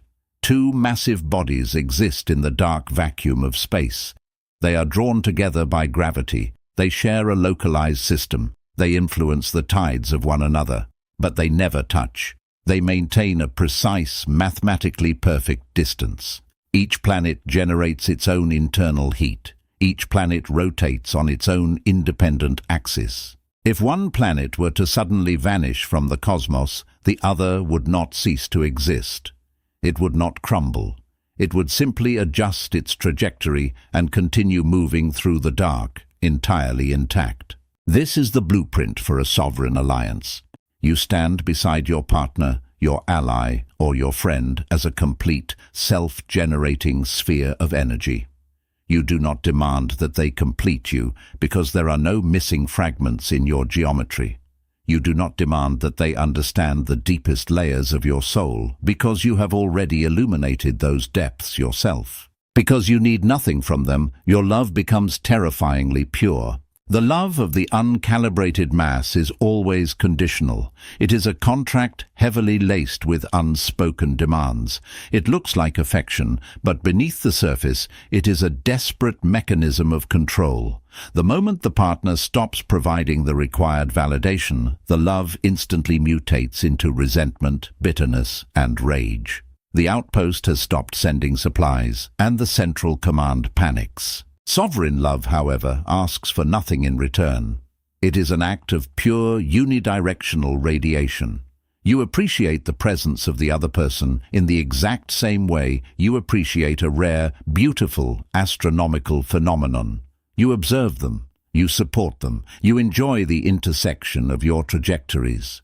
But if their trajectory shifts, if they change their mind, if they betray the alliance, or if they simply fade into the distance, your internal temperature does not drop. You must be prepared for the collapse of the outpost. The law of entropy dictates that all organized systems eventually move toward disorder. Every alliance you forge will inevitably end. It will end through distance, through the shifting of priorities, through betrayal, or ultimately through the absolute finality of mortality. When a heavily relied upon outpost falls, the uncalibrated mind experiences a psychological earthquake. They feel as though a limb has been amputated. They scream that they have lost a part of themselves. And they are correct, because they mistakenly stored their identity in the mind of another. When that person leaves, the identity is stolen. The architect of the internal void watches the outpost burn with a profound, unshakable serenity. You feel the aesthetic loss. You acknowledge the absence of the fresco, but because you never allowed that relationship to bear the structural load of your existence, there is no earthquake. The roof remains suspended. The pillars of your own rationality, your own discipline, and your own self-respect hold the immense weight of the sky without trembling. To achieve this level of detachment, you must audit the invisible tethers that connect you to the people around you. Look at the individuals you hold closest. Ask yourself a brutal, unforgiving question. What specific emotional nutrient am I extracting from this person? Are you using your partner to medicate your loneliness?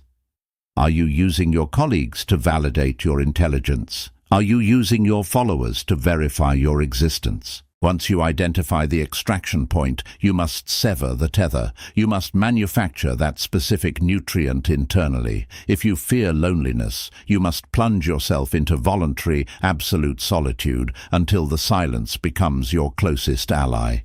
If you crave intellectual validation, you must set standards for your work so astronomically high that the applause of others becomes completely irrelevant. You must become a closed-loop system. This process requires a ruthless dismantling of the ego's desire to be indispensable. We secretly want others to need us because being needed provides a cheap, synthetic form of purpose. We want to be the load-bearing pillar in someone else's life, believing that if they rely on us, they will never abandon us. This is the illusion of control disguised as altruism. To be a sovereign entity, you must not only refuse to lean on others, you must refuse to let others lean on you. You can offer them guidance. You can offer them the cold, clear light of your perspective, but you must never allow them to attach their structural cables to your foundation. You must teach them to build their own pillars. If you carry their weight, you weaken them and you compromise the aerodynamic efficiency of your own trajectory. As you implement this structural isolation, the nature of your interactions will fundamentally transform. The desperation vanishes. The need to impress evaporates. You will walk into a crowded room, into a negotiation, or into a romantic encounter with the lethal relaxation of an entity that has absolutely nothing to lose. Because you are not seeking reinforcements, you cannot be manipulated by the threat of withdrawal. If someone threatens to leave your life, you do not block the door. You open it wider. You realize that an alliance maintained through negotiation is not an alliance at all. It is a hostage situation. The only people who belong in your orbit are those who remain there by the sheer, unforced gravity of mutual respect. Everyone else is free to drift into the void. This is the ultimate test of the monolith. It is one thing to be strong when the enemy is attacking the gates. It is an entirely different magnitude of power to remain perfectly complete when the people you love pack their belongings and walk away. You will stand in the center of your architecture. The outposts will fall, the networks will dissolve, the crowds will disperse. And you will look at the vast, empty space around you, not with the terror of an abandoned child, but with the cold, majestic satisfaction of a king who has finally realized that his empire was never in the provinces. His empire was always and exclusively within. Chapter 8. The Mortar of Rationality. You have gathered heavy materials. You have quarried the dense granite of discipline, dragged it out of the chaotic mud of your previous existence, and arranged the blocks into a formidable perimeter. You possess the raw components of an impregnable mind. But there is a lethal distinction between a pile of stones and a wall. A pile of stones, no matter how massive, possesses no cohesive strength. If a sufficiently powerful kinetic force strikes it, the energy travels violently through the gaps. The rocks grind against one another, the friction creates internal fractures, and the entire formation collapses into an unorganized heap. The individual pieces may be strong, but the collective structure is inherently fragile because the elements remain separate, isolated, and unbonded. To transform a collection of isolated disciplines into a monolithic citadel, you require a binding agent. You need a substance capable of filling the microscopic voids between your thoughts, locking them into a single, continuous, unbreakable matrix. In the architecture of the autarkic mind, this binding agent is the mortar of rationality. We must immediately discard the shallow modern definition of rationality. Today, the word has been reduced to signify mere cleverness, the ability to win a trivial argument, or the cold, robotic processing of financial data. Society views reason as a sterile tool used by academics and accountants. This is a tragic miniaturization of a supreme cosmic force. To the ancient architects of thought, rationality was known as the logos. The logos was not merely a human cognitive function, it was the fundamental organizing principle of the universe itself. It is the underlying mathematical code that dictates the orbit of galaxies, the geometry of a crystal, and the exact, inescapable laws of cause and effect. The logos is the physics of reality. It is the invisible scaffolding upon which all matter and energy are draped. When you employ true rationality, you are not simply thinking clearly. You are actively aligning the neurochemistry of your brain with the absolute, uncompromising physics of the cosmos. Understanding this metaphysical connection is critical. The universe is a perfectly rational system. It never contradicts itself. It never violates its own laws. A dropped object falls. It does not negotiate with gravity. Water boils at a specific thermodynamic threshold. It does not care about your opinion of the temperature. The cosmos operates with flawless, terrifying consistency. Human suffering, at its deepest structural level, is almost entirely generated by cognitive dissonance, the agonizing friction that occurs when the human mind attempts to operate on a logic that contradicts the logos. You suffer when you demand that the universe act irrationally to accommodate your preferences. You suffer when you expect an action to miraculously avoid its mathematical consequence. You suffer when you believe a lie.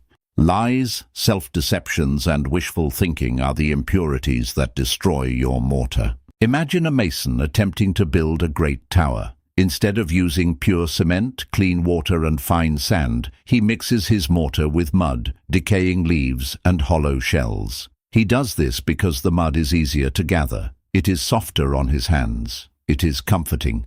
He slathers this corrupted mixture between the heavy stones, and for a brief period the wall stands. It looks like a fortress. But the mixture possesses no chemical integrity. When the first winter arrives, the moisture inside the mud freezes. It expands. The ice acts as a microscopic wedge, violently pushing the stones apart from the inside. When the spring rains come, the organic matter rots, leaving gaping hollow voids within the joints. The wall crumbles under its own weight, destroyed not by the enemy outside, but by the corrupted chemistry of its own construction. This is what happens when you build your psychological architecture on the foundation of self-deception. The human ego is a master of producing impure mortar. It desperately wants to believe that a toxic environment will magically heal itself without intervention. It wants to believe that mediocrity will eventually be rewarded with greatness. It wants to believe that it can continually violate the laws of biology, economics, and human nature without ever paying the thermodynamic toll. Every time you entertain a comforting delusion, you are shoveling mud into the joints of your citadel. You are creating a structural void. To mix the pure mortar of rationality, you must undergo a brutal, relentless process of internal auditing. You must become a ruthless chemist of your own mind, examining every belief, every assumption, and every narrative you hold to be true, and submitting it to the searing heat of the Logos. You must ask yourself, does this thought align with the objective mathematics of reality, or is it a comforting hallucination designed to protect my ego? This level of honesty is excruciating. It requires you to look at the unvarnished, raw mechanics of your life and accept them exactly as they are, stripped of all poetic interpretation.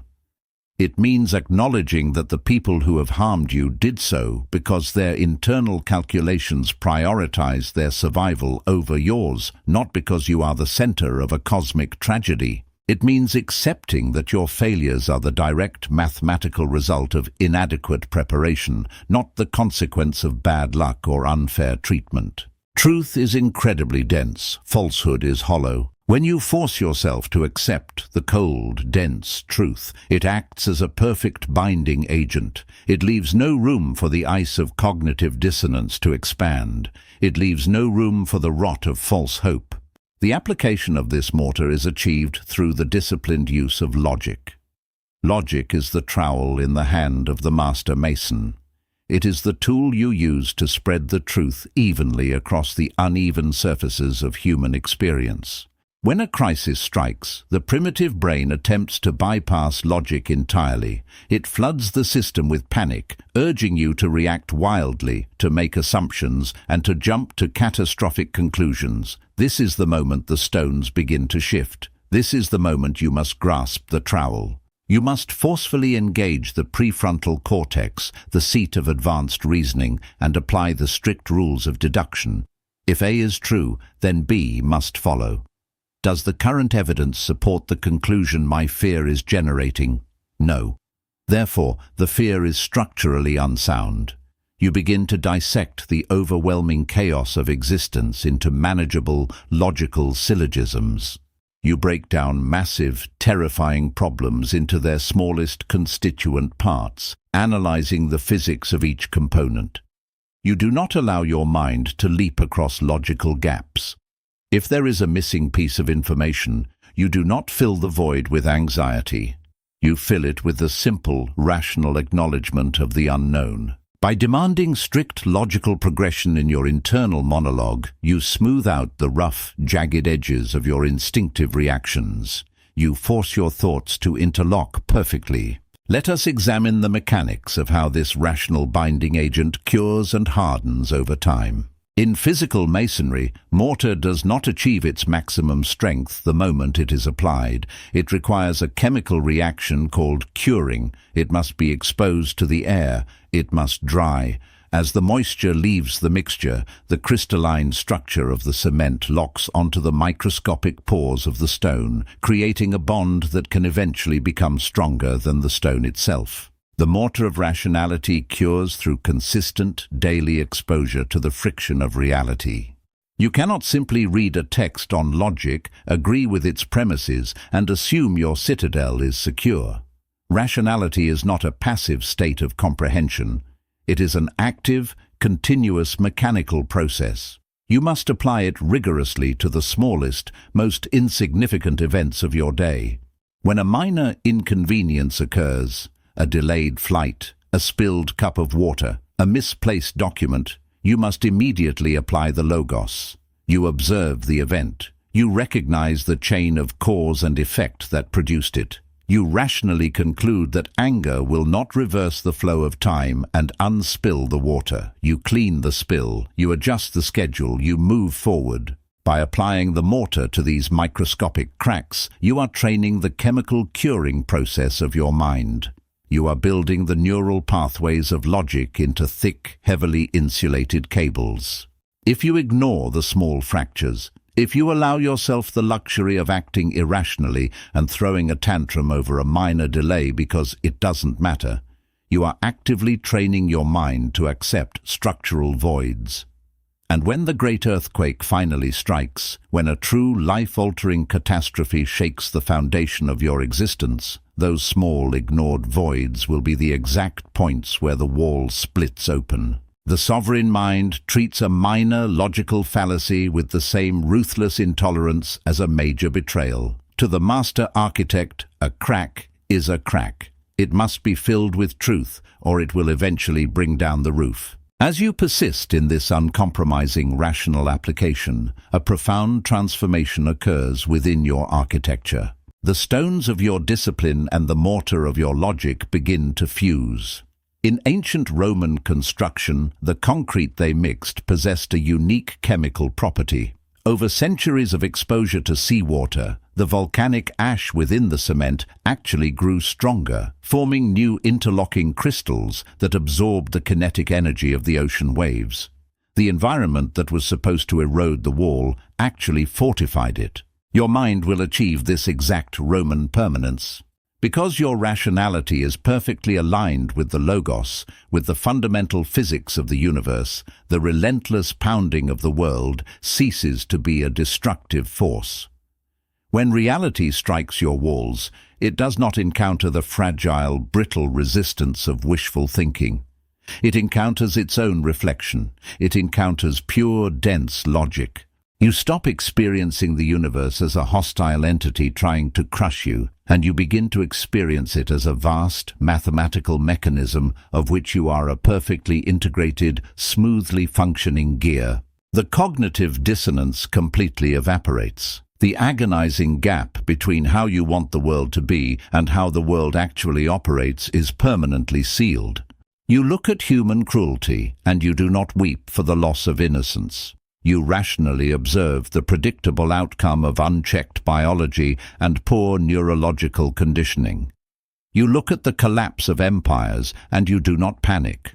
You rationally observe the inescapable law of entropy executing its thermodynamic function. You become immune to deception. When the merchants of chaos, the politicians, the marketers, and the manipulators approach your gates, they will attempt to sell you their mud. They will try to inject your mind with false premises, emotional manipulation, and fabricated outrage. But their weapons are useless against the monolith. You will subject their words to the crushing pressure of the logos. You will identify the logical fallacies, the structural weaknesses, and the hidden agendas with the terrifying speed of a supercomputer. You will watch their arguments shatter against the absolute density of your reason. This is the ultimate invulnerability. It is not the invulnerability of thick skin. It is the invulnerability of a flawless equation. An equation cannot be insulted. An equation cannot be threatened. It simply exists, perfectly balanced, unyielding, and eternally true. Chapter 9. The Mathematics of Loss. Within the sterile, perfectly sealed environment of pure logic, a new hazard emerges. If you calculate every interaction with the cold, unyielding mechanics of a machine, you risk freezing the architecture of your mind into a tomb. A structure that cannot process the dynamic, shifting flow of physical reality will eventually crack under the pressure of its own absolute rigidity. To prevent this fatal crystallization, we must step into the laboratory of human experience and confront the most terrifying, inevitable phenomenon of existence. We must confront the arithmetic of subtraction. We must master the absolute physics of losing what you hold. The human brain is a biological engine wired strictly for addition. From the moment you draw your first breath, you are programmed to accumulate. You gather nutrients. You gather physical mass. You gather information, relationships, status, and property. Your neurological reward system releases a surge of dopamine every time a new variable is added to your ledger. You are conditioned to believe that the equation of a successful life is a line graphing infinitely upward, characterized by relentless, unbroken accumulation. Because of this profound biological bias, the mind interprets subtraction as a catastrophic system failure. When an element is removed from your life, when wealth evaporates, when a title is stripped away, or when a loved one is reclaimed by the earth, the untrained mind does not simply register a change in the variables. It registers a fundamental violation of the cosmic order. It looks at the empty space where the object used to reside and declares, "I have been robbed. The universe has committed an injustice against me." This is a tragic, mathematically flawed interpretation of reality. To achieve the supreme equilibrium of ataraxia, we must completely rewrite your relationship with loss, stripping away the poetic tragedy and replacing it with the cold, flawless equations of thermodynamics and universal law. We must begin by destroying the ultimate hallucination of the human ego, the concept of ownership. Examine the physical reality of the universe. The cosmos operates under the strict law of conservation of mass. Matter cannot be created and it cannot be destroyed. It can only be transferred, rearranged, and recycled. Every single atom that constitutes your physical body, every ounce of gold in your vault, and every brick in the home you claim to possess was forged in the heart of ancient celestial furnaces long before you existed, and it will remain in the ecosystem long after your biology fails. Therefore, from a strictly physical and ontological standpoint, it is impossible for a human being to own anything. Ownership is merely a localized, temporary legal fiction. It is an agreed-upon hallucination that society uses to prevent total chaos. You hold a piece of paper that says a specific arrangement of atoms belongs to you, but the atoms do not know your name. The gold does not recognize your authority. The soil upon which you build your empire does not pledge allegiance to your bloodline. You are not an owner. You are merely a temporary custodian. You are a tenant holding a highly volatile lease. When you understand that you own absolutely nothing, the mathematics of loss completely invert. The Stoic master Epictetus summarized this entire physical principle in a single, devastatingly powerful axiom. He instructed his students, "Never say of anything, 'I have lost it,' but 'I have returned it.' Is your child dead? It has been returned. Is your wife dead? She has been returned. Is your estate taken from you? It has been returned."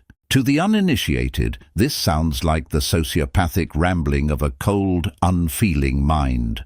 But to the architect of Ataraxia, it is the most profound, liberating truth ever spoken. It is the ultimate balancing of the ledger. Let us apply this calculus to the events that typically shatter the human mind. Imagine you accumulate a vast fortune, and through a sudden economic collapse, the fortune is wiped out. The fragile man weeps. He screams that he has lost his life's work. He calculates a massive deficit in his ledger and plunges into despair. He suffers because he believed the gold was a constant in his equation. The autarkic entity looks at the exact same economic collapse and performs a different calculation. He recognizes that wealth was always a variable. It was leased to him by fortune. For a specific duration of time, he was granted the privilege of managing that kinetic energy. Now, the lease has expired. The universe has recalled the atoms. The equation is perfectly balanced. 0 minus 0 is 0. You arrived on this planet with nothing, and therefore it is mathematically impossible for you to be robbed. You cannot lose what was never yours. When you adopt this framework, you eliminate the exhausting, painful friction of victimhood. The universe is not punishing you. The universe is not conspiring against you.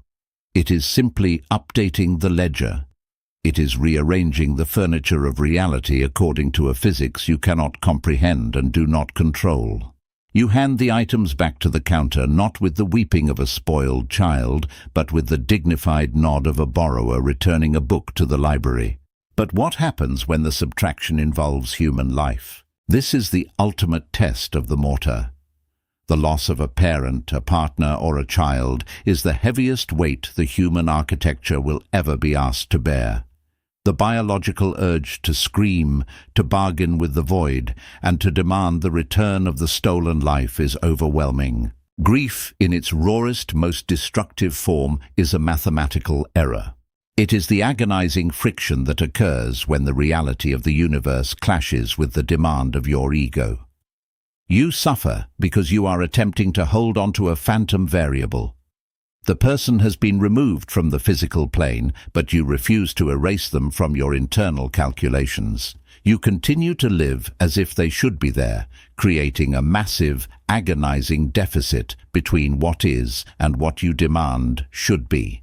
To process the subtraction of a human being, you must apply the calculus of impermanence with absolute, uncompromising rigor. You must recognize that every person you love is a temporary biological phenomenon. They are a brilliant, fleeting intersection of genetics and time. They were leased to you. You did not own their presence. You did not own their future. When they die, their timeline has not been cut short.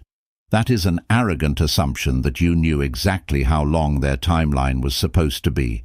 Their timeline was completed. The circle is closed. The precise number of days they were allotted by the Logos has been fulfilled.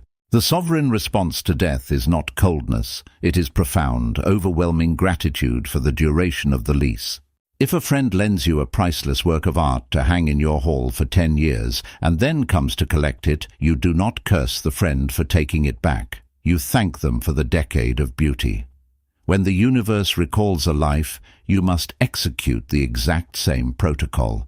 You focus the entirety of your psychological energy on the privilege of the intersection rather than the inevitability of the departure.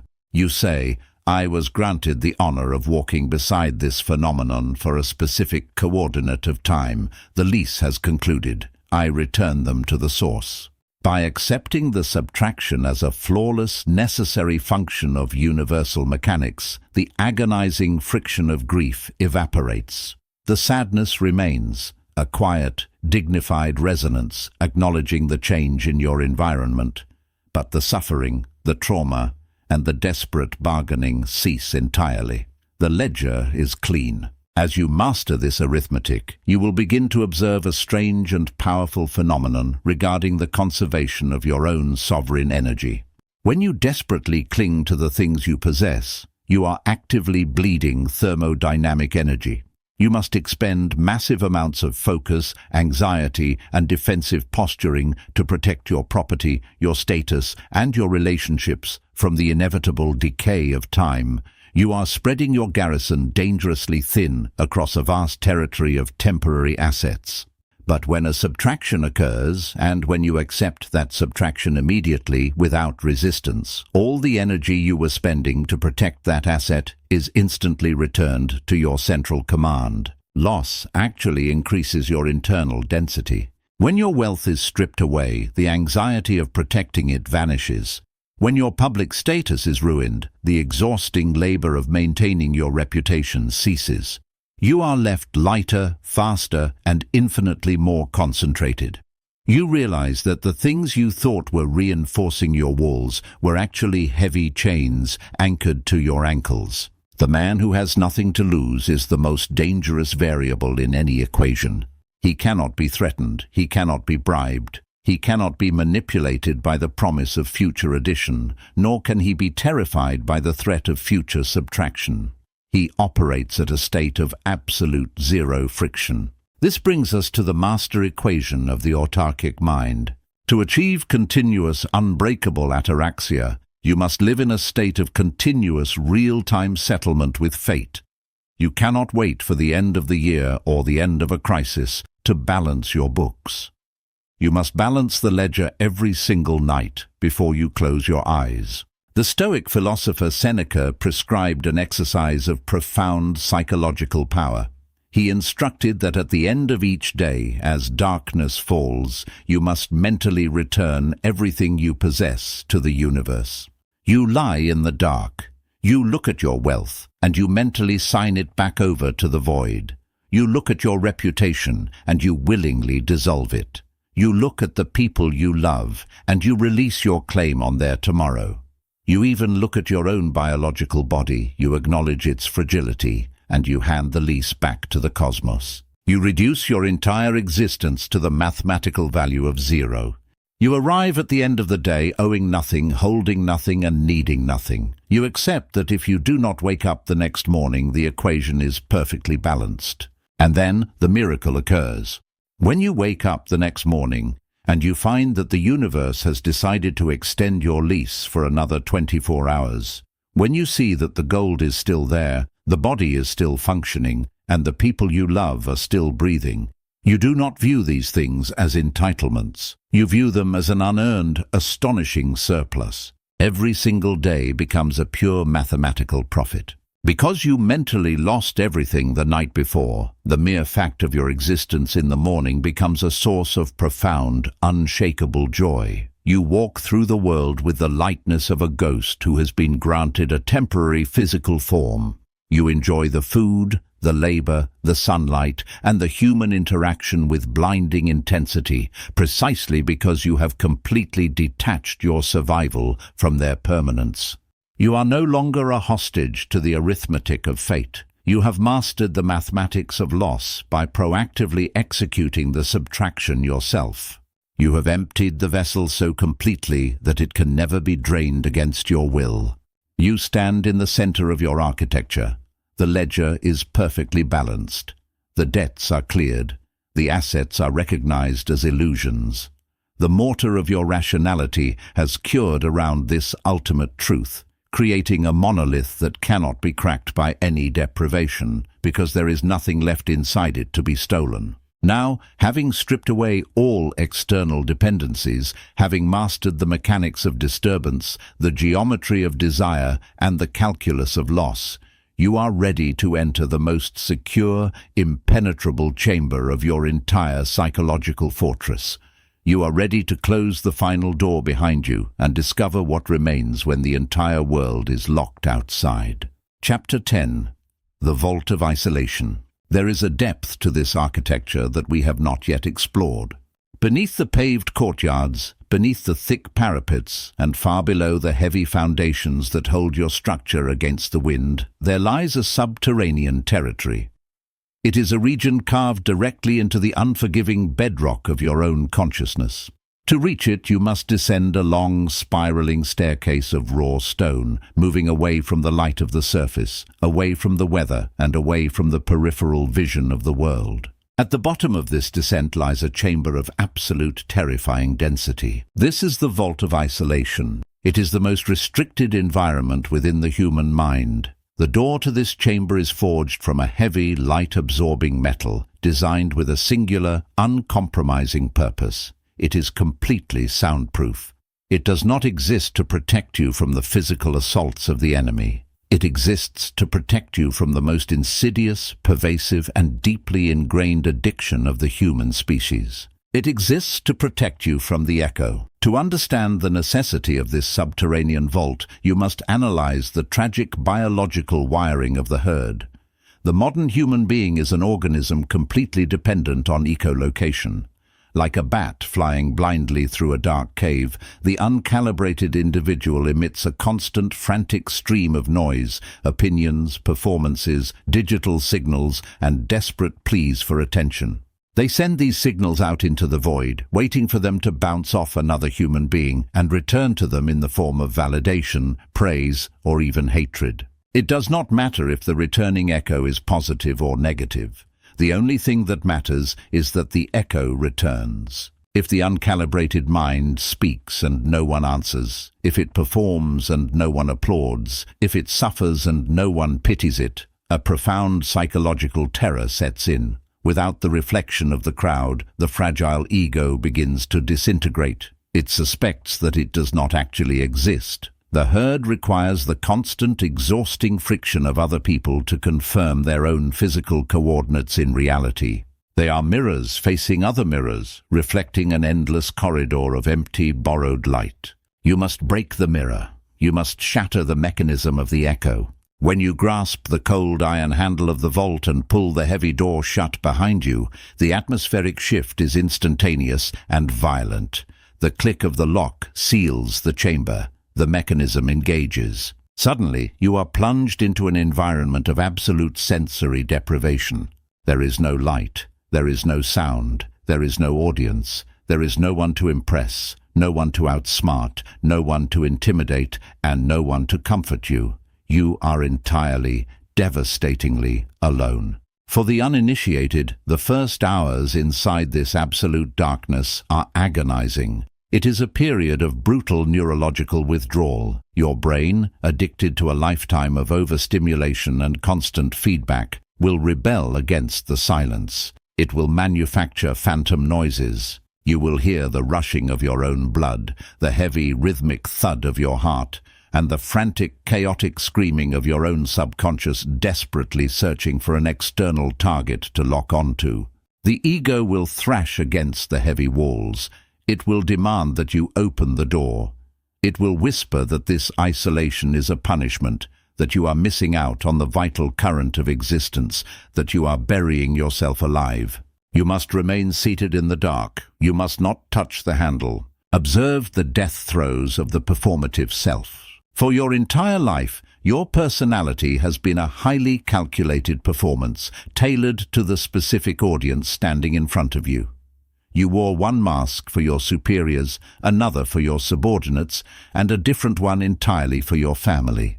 Your posture, your vocabulary, and your very ambitions were subtly warped by the gravitational pull of the observers in the room. But a performance mathematically requires a spectator. In the vault of isolation, the spectator is eradicated, and when the spectator is eradicated, the actor slowly begins to suffocate. Who are you when absolutely no one is watching? What is the shape of your character when there is no societal pressure forcing it into a recognizable mold? What remains of your identity when you are stripped of your titles, your affiliations, and your social utility? As the days in the dark stretch on, the masks begin to dissolve. The performative layers peel away from your bones. The silence stops being a terrifying void and begins to act as a highly corrosive acid, burning away every single psychological trait that was manufactured for the consumption of the herd. This process is the profound alchemical transmutation of loneliness into solitude. Society deliberately confuses these two states, using the words interchangeably to terrify the masses into constant socialization, but mechanically they are absolute opposites. Loneliness is a state of psychological starvation. It is the acute, painful sensation of an empty space that desperately needs to be filled by the presence of another. It is the cry of the dependent organism separated from the hive. Solitude, however, is a state of supreme, self-generating superabundance. It is the realization that the space is not empty at all. To comprehend the true nature of this space, we must look to the deepest principles of quantum field theory. In the realm of advanced physics, there is a concept known as the vacuum state. Classical physics believed that a true vacuum was a region of space entirely devoid of matter and energy, a dead, silent nothingness. But quantum mechanics revealed a staggering truth. The vacuum is never empty. Even in the darkest, coldest, most isolated regions of the cosmos, where absolutely no physical particles exist, the vacuum is actually a bubbling, infinitely dense cauldron of zero-point energy. It is a field of pure potential, teeming with virtual particles that constantly snap into existence and dissolve back into the underlying fabric of reality. The empty space is, in fact, the fundamental source code from which all matter is born. The vault of isolation is your psychological vacuum state. When you seal the door and eliminate every external variable, you do not become hollow, you do not cease to exist. Instead, you finally drop down to your own fundamental baseline of energy. Without the exhausting thermodynamic drain of maintaining a public persona, without the constant leakage of your focus toward the demands of the crowd, your internal energy begins to pool. It gathers in the dark, it compresses. The silence of the chamber acts as a massive pressure vessel, forcing your consciousness to fold inward upon itself. In this crushing absolute depth, a new biological mechanism activates. Consider the organisms that inhabit the abyssal zones of the Earth's oceans. Miles beneath the surface, the pressure is catastrophic. The sunlight cannot penetrate the water. The darkness is total and eternal. The creatures that survive in this environment do not possess eyes designed to catch the sun because the sun does not exist for them. They do not wait for the light to arrive from above. They generate their own light. Through the biological miracle of bioluminescence, they produce a cold, piercing illumination from within their own cells. They become the source. They navigate the crushing blackness using a power completely autonomous from the surface world. In the vault, you become the abyssal entity. Because there is no external validation to illuminate your worth, you are forced to strike the flint against the iron of your own soul. You must ignite your own bioluminescence. You must discover the profound, terrifying ability to validate your own existence, to generate your own purpose, and to warm your own hands by the fire of your absolute self-reliance.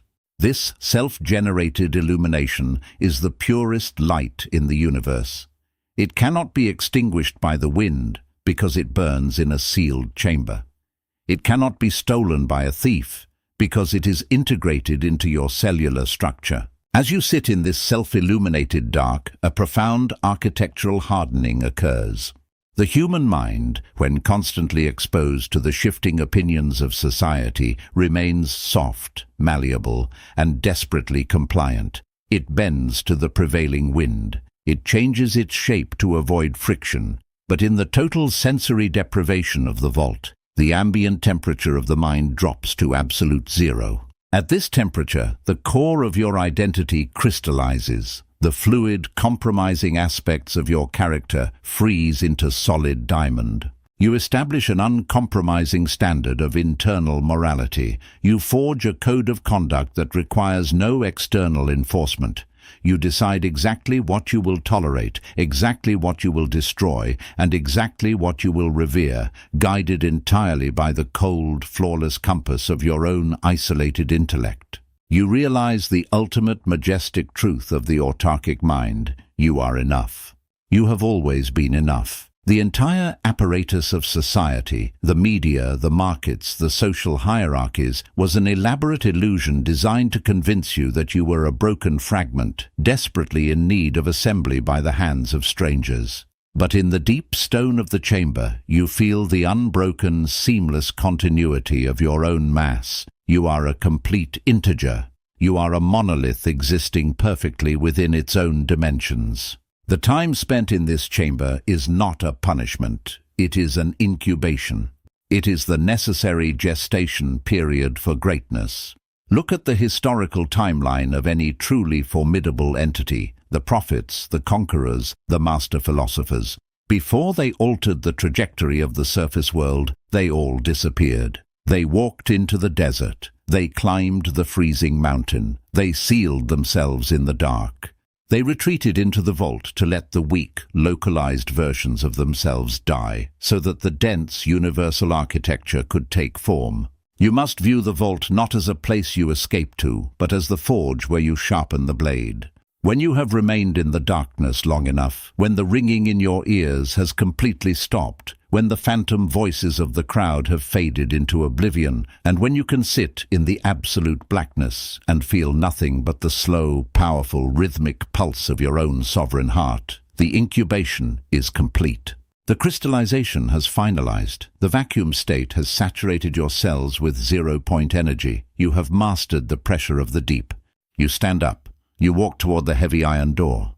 You grasp the handle, and with a single, effortless motion, you pull the massive lock open. The door swings wide, and the light of the upper courtyards floods down the stone stairs, washing over your face. You breathe in the moving air of the surface world, but you do not rush up the stairs with the desperate relief of a prisoner released from solitary confinement. You ascend with the slow, terrifyingly relaxed gait of a sovereign stepping back onto his own territory. As you emerge from the subterranean depths and walk back into the sunlight, you bring the physics of the vault with you. The isolation is no longer a physical location. It has become an invisible, impenetrable aura surrounding your physical body.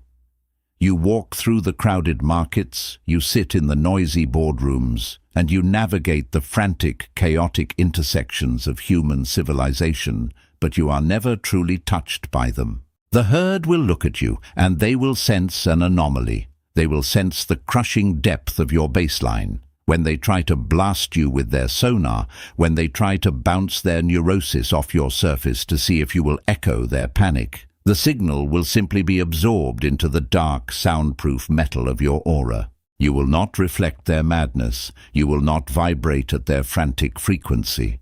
You will stand among them, speaking their language, participating in their commerce, moving through the mechanics of their daily existence. But internally, you remain perfectly seated in the pitch-black silence of the subterranean chamber.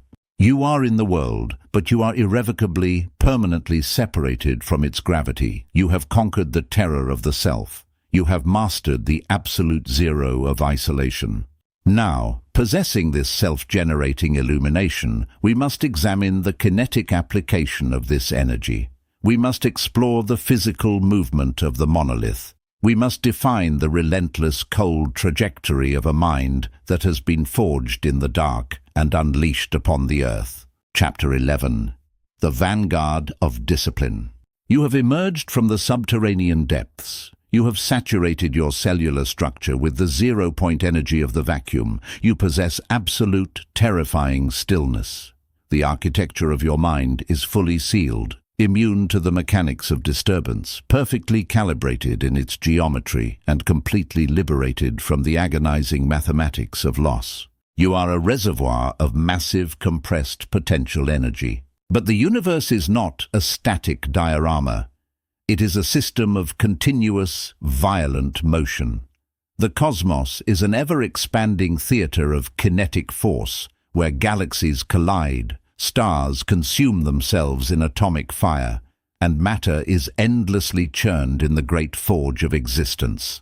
A fortress that merely defends, a monolith that simply stands in the dark and refuses to move, is eventually bypassed by the river of time.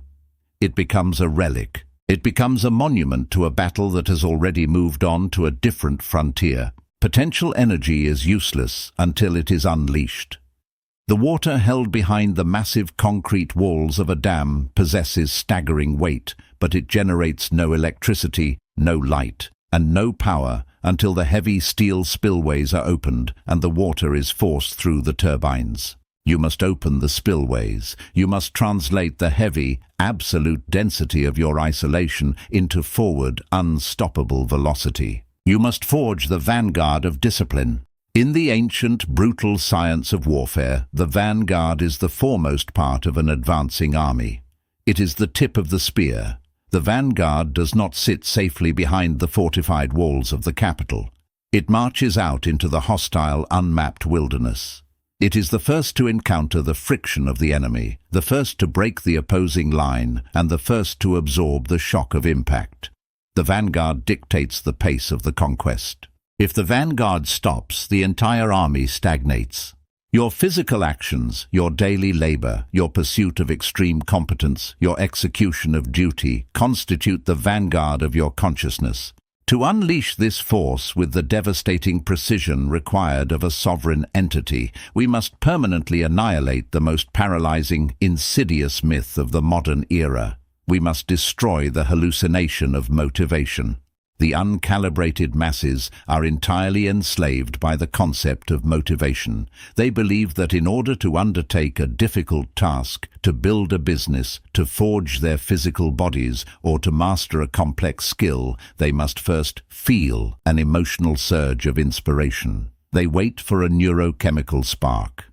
They consume endless streams of media, listen to soaring speeches, and chase artificial highs, desperately trying to generate a fleeting sensation of readiness. This is the equivalent of a general refusing to march his army until the weather is perfectly sunny and the troops are in a joyful mood. It is a strategy mathematically guaranteed to result in total defeat. Motivation is a weather pattern. It is an atmospheric anomaly. It is generated by highly volatile, microscopic fluctuations in dopamine and serotonin, influenced by how many hours you slept, the specific nutrients in your bloodstream, and the ambient temperature of the room. You cannot base a lifelong campaign of conquest on the hope of a favorable breeze. Motivation is fragile. Motivation is a coward. The moment the march becomes agonizing, the moment the heavy iron of reality pushes back against your hands, motivation instantly evaporates into the cold air. The architect of Ataraxia views motivation with absolute chilling contempt. You do not need to feel ready. You do not need to feel inspired. You do not need to experience a surge of joy before you strike the anvil. You must completely sever the neurological cable that connects your emotional state to your physical execution. This is the true, terrifying definition of discipline. Discipline is not self-flagellation. It is not punishing yourself for the sake of suffering. Discipline is the cold, mechanical algorithm of the logos applied to human biology. It is the uncompromising alignment of your physical movement with the dictates of your intellect, bypassing the pathetic, complaining resistance of the flesh entirely. When you establish the vanguard, you rewrite the operating system of your existence. You institute a binary code. If the intellect determines that a specific action is mathematically necessary for the maintenance of your architecture or the expansion of your territory, the action is classified as a duty. Once a task is classified as a duty, the variable of how I feel about it is permanently deleted from the equation. Let us examine the microscopic physics of this execution. It is the dark, freezing hour of the morning. The alarm sounds. This is the exact moment the vanguard meets the enemy. The enemy is not a rival army. The enemy is the second law of thermodynamics. The enemy is entropy. The human body is a biological machine heavily biased toward the conservation of energy. It wants to remain in the warm, horizontal state of rest. It wants to degrade into chaos and comfort. The flesh whispers to you, providing 1,000 brilliantly constructed, highly rational-sounding excuses as to why you should delay the march. You are recovering. You need the sleep. One day of rest will not alter the grand trajectory. It is too cold. The untrained mind listens to this biological propaganda, agrees with the logic of the flesh, and surrenders the vanguard. The autarkic entity hears the exact same whispers, feels the exact same gravitational pull of the mattress, and experiences the exact same lack of motivation. You are not immune to the laws of biology, but you do not argue with the flesh. You do not attempt to convince your body that the cold floor is actually pleasant. You do not try to manufacture a feeling of excitement. You simply deploy the algorithm. The alarm has sounded. This is the coordinate for vertical ascent. The duty is established.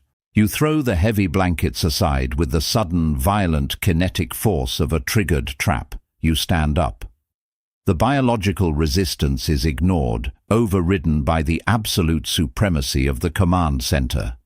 You force the bone and muscle to carry the weight of the intellect. Every single time you execute this algorithm, you are doing something far more profound than simply waking up early or completing a task. You are performing a metaphysical act of rebellion against the decay of the universe. Entropy is the universal force that drags all organized matter toward dissolution, chaos, and absolute zero. When you apply discipline, when you lift the heavy iron in the gymnasium, when you force your mind to focus on a complex logistical problem for hours without distraction, when you meticulously organize the chaotic variables of your business, you are acting as a localized force of anti-entropy. You are taking the raw, unformed, chaotic matter of reality and forcing it into a perfect, geometric alignment. You are imposing the structure of the logos onto the void. This requires immense, continuous power. The universe does not want to be organized. It pushes back. The iron resists the lift. The market resists the product.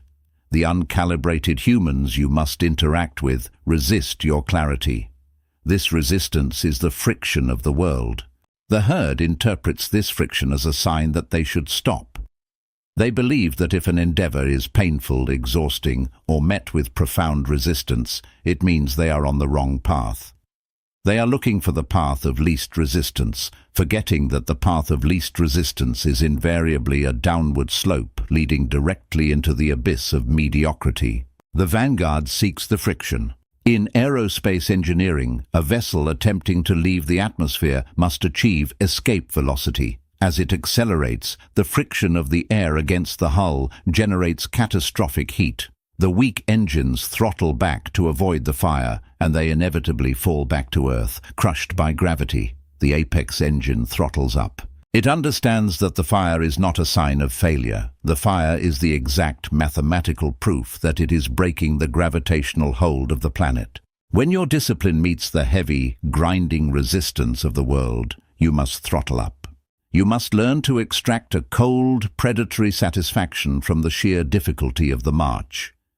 You do not love the pain, but you recognize the pain as the physical sensation of weakness leaving your architecture. You recognize the exhaustion as the thermodynamic exhaust of a massive engine operating at maximum capacity.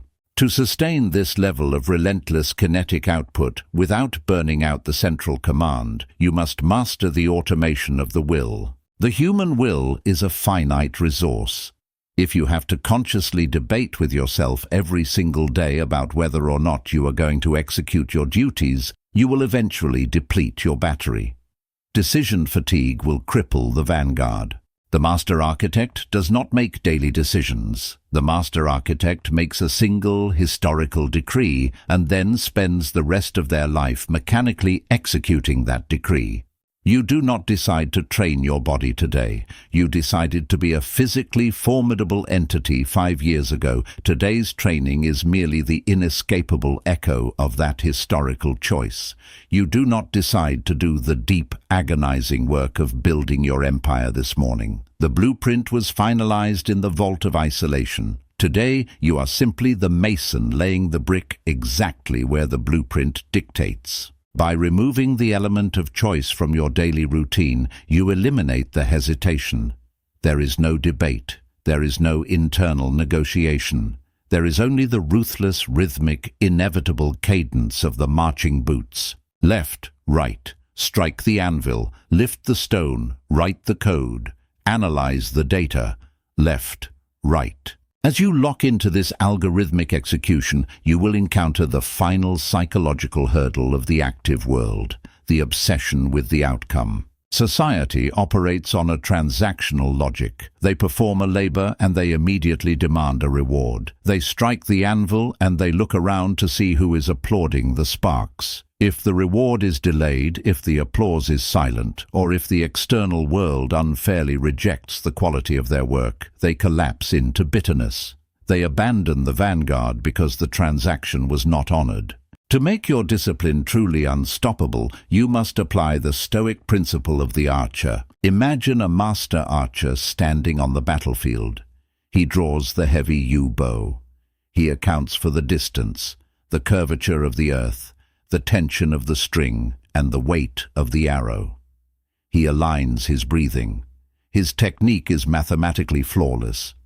He releases the string. The exact microsecond the arrow leaves the bow, the archer's jurisdiction completely ends. A sudden, unpredictable gust of wind could blow the arrow off course. The target could suddenly step aside. A falling bird could intercept the shaft. The outcome of the shot is entirely subjected to the chaotic, swirling variables of the external wilderness. It is completely outside the wall. If the archer's identity is tethered to hitting the bullseye, he will be devastated by the wind. He will curse the gods. He will throw down his bow in frustration, abandoning his discipline because the universe did not honor his perfect technique. But the sovereign archer does not shoot to hit the target. The sovereign archer shoots simply to execute the perfect release. His only metric of success is the integrity of his own form. Did he draw the bow with maximum strength? Did he calculate the trajectory with flawless logic? Did he maintain absolute stillness at the moment of release? If the answer is yes, then the action is a complete, unmitigated triumph, regardless of where the arrow lands. You must apply this devastating detachment to every action you take.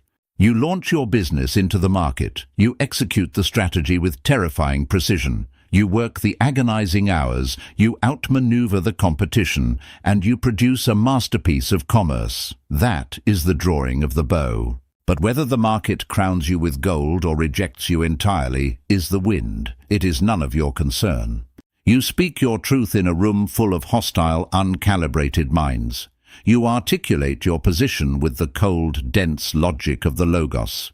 That is the release of the arrow.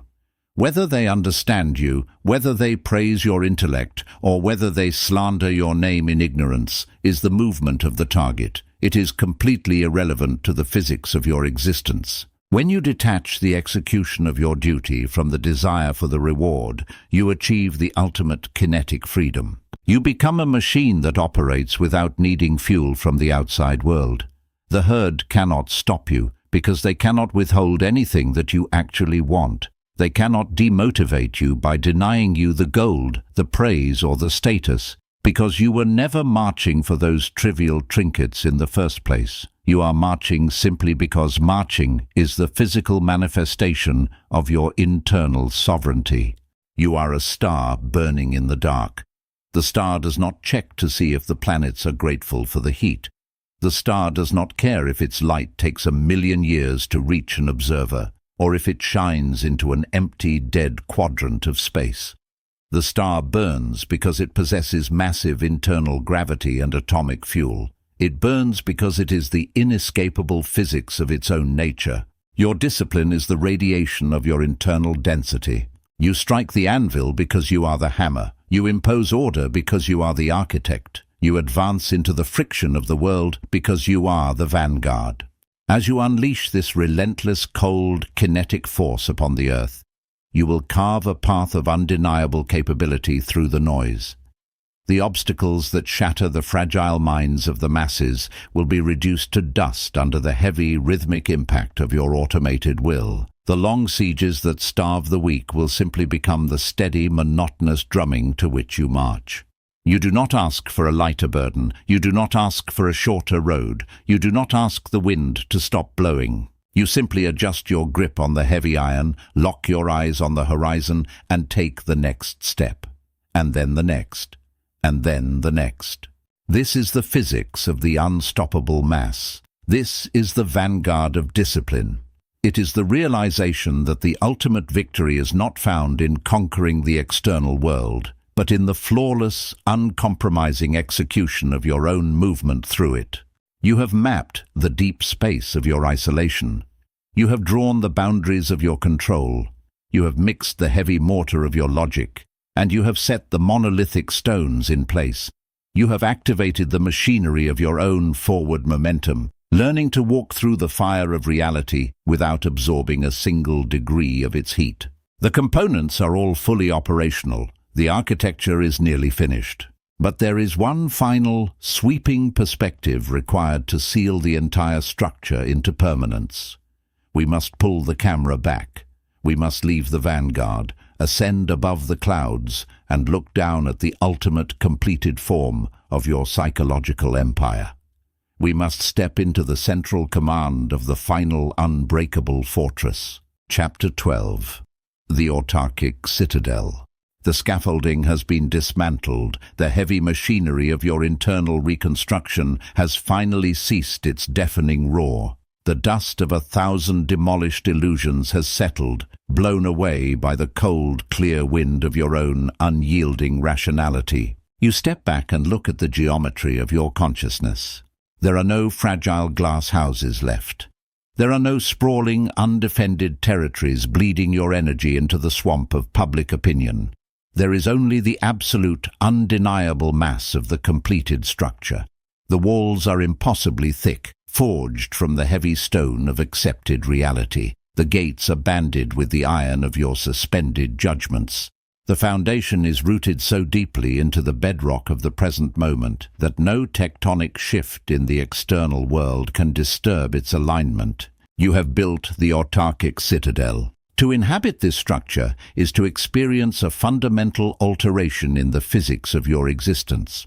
The word autarky descends from the ancient Greek autarkia, denoting a state of absolute self-sufficiency. It is the condition of an entity that requires absolutely no external inputs to maintain its optimal operational state. Society, trapped in its endless web of mutual dependencies and emotional transactions, cannot comprehend this concept. The herd views self-sufficiency as a form of arrogant exile. They believe that to need no one is to hate everyone.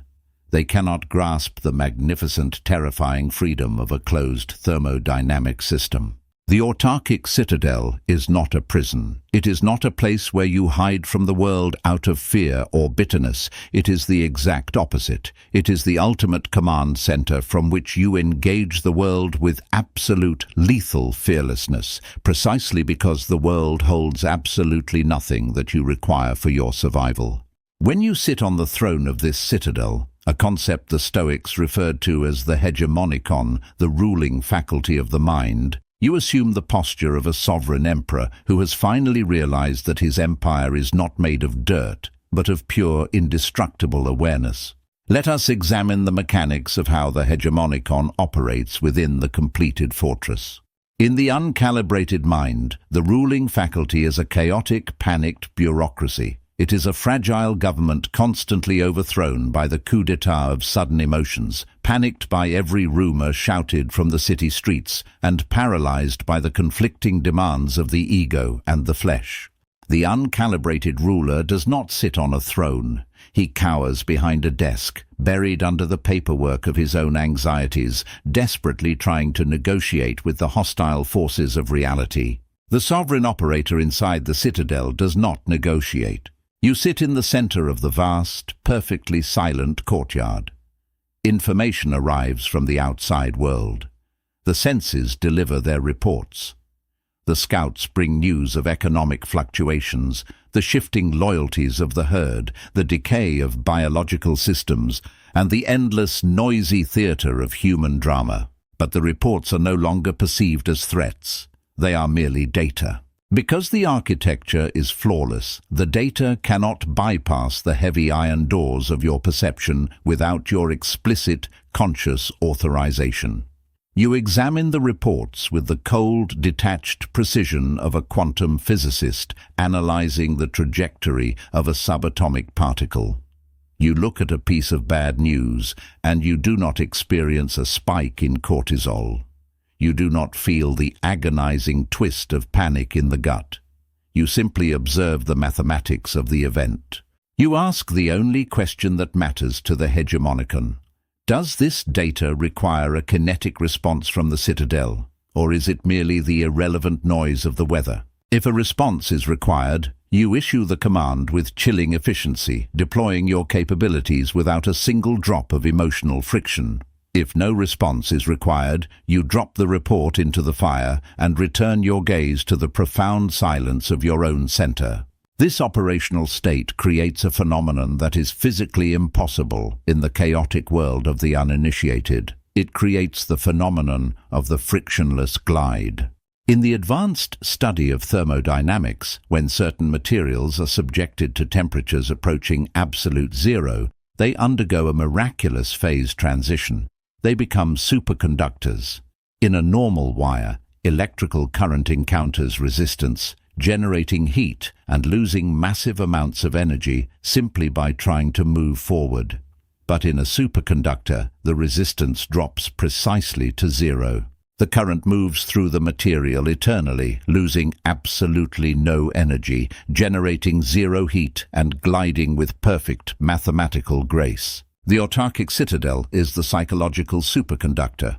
Because you have cooled your internal temperature to the absolute zero of ataraxia, because you have eradicated the toxic, resonant frequencies of the passions, the desperate cravings for validation, and the paralyzing terror of loss, you no longer generate friction when you move through society. You walk into the chaotic, superheated metropolis of the modern world. You navigate the cutthroat environments of commerce, the treacherous landscapes of social hierarchy, and the unpredictable storms of human relationships. The people around you are grinding their gears, burning their engines, and exhausting their biological batteries just trying to survive the friction of their own egos. They are sweating, bleeding, and weeping under the weight of their own disorganized minds. You glide through them with terrifying silent velocity. When a malicious entity attempts to insult you, their words strike the thick stone of your architecture and dissipate into the air. There is no ego left inside you to be bruised, and therefore there is no friction. When the crowd attempts to seduce you with the promise of cheap status, their hollow offerings find no purchase in your perfectly pruned geometry. You do not crave their plastic crowns, and therefore there is no drag on your momentum. You become completely invisible in your power. The herd expects power to be loud. They expect the conqueror to wear heavy armor, to shout his dominance, to display his wealth, and to demand the submission of the weak. They mistake the noisy, desperate aesthetics of insecurity for actual strength. The autarkic entity possesses the ultimate aesthetic, the aesthetic of nothingness. You do not need to announce your arrival.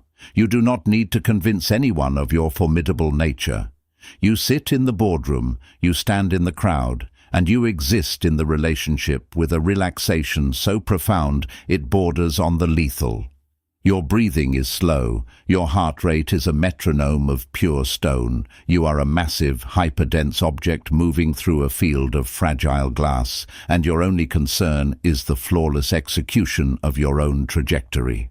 As you operate from this state of superconductivity, a profound paradox emerges regarding your interaction with the human species. By completely isolating yourself from the need for human validation, you accidentally become the most valuable entity in any human ecosystem. The uncalibrated masses are terrified of the dark.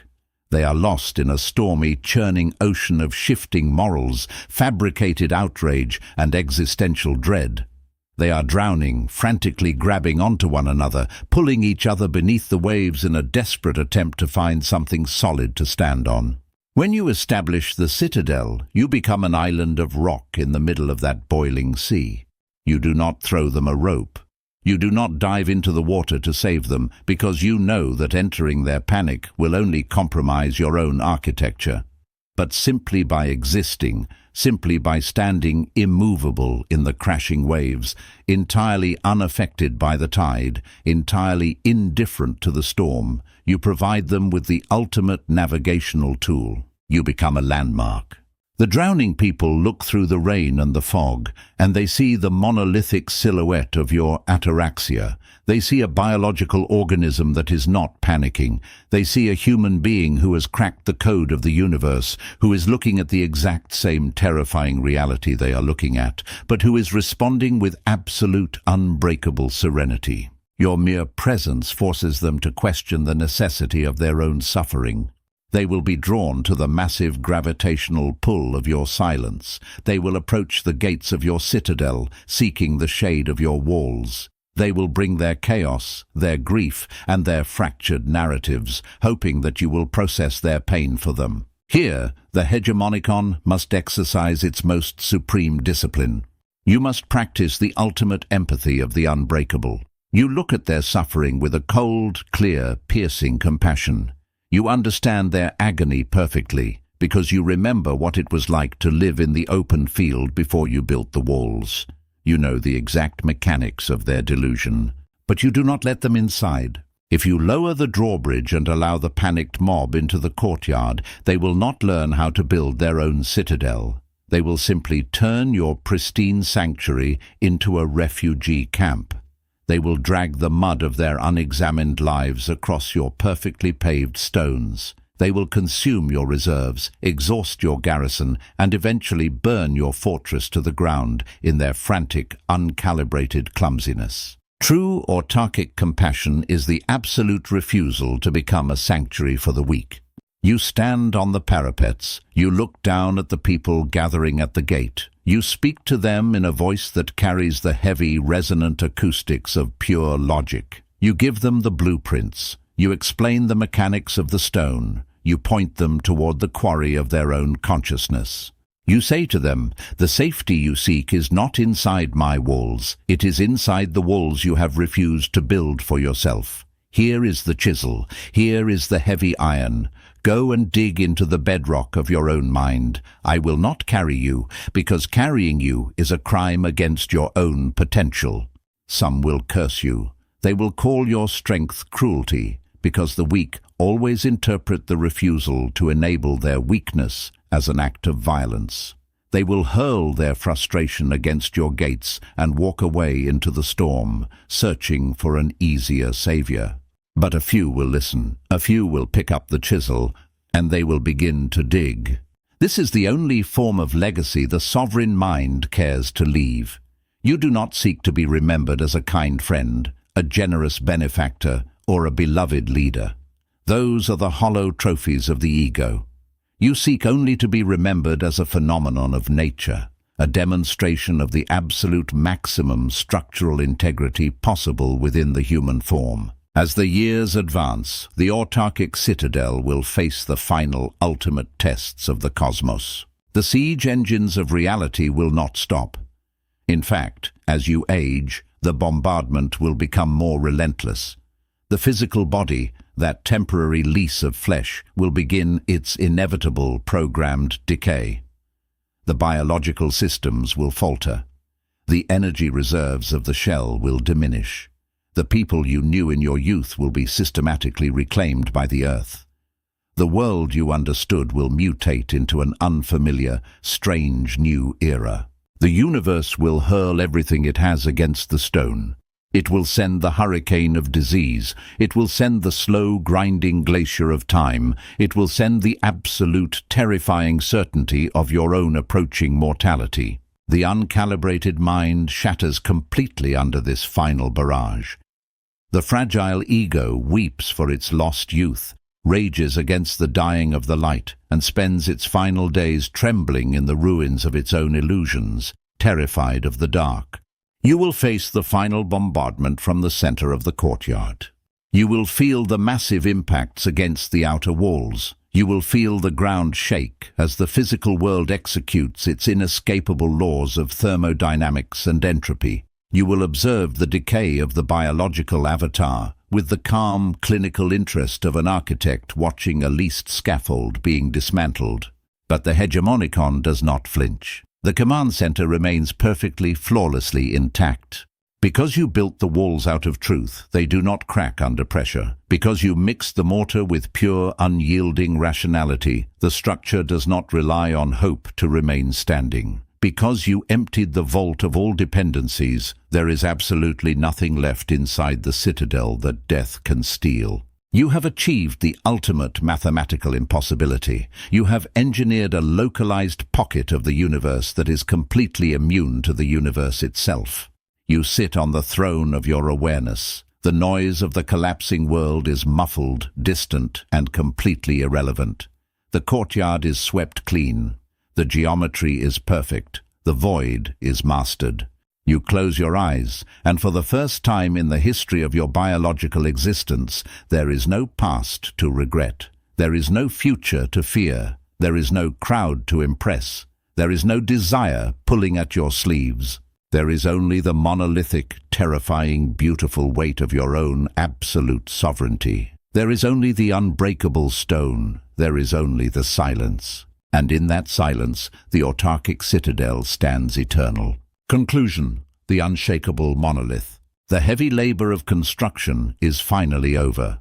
The architect lays down the trowel. The blueprints are rolled up, sealed, and consigned to the fire, for they are no longer necessary. You do not need a map to navigate a territory that you have entirely become. You have spent the duration of this journey assembling the heaviest, most unforgiving materials known to the human intellect. You have quarried the stone of rationality, mixed the mortar of logic, and forged the iron gates of your own perception. You have survived the subterranean darkness of the vault, and you have unleashed the cold, kinetic machinery of the vanguard. But as you stand in the center of this completed architecture, a profound, terrifying metamorphosis occurs. You realize that the citadel is no longer something you inhabit. The walls are no longer separate from your flesh.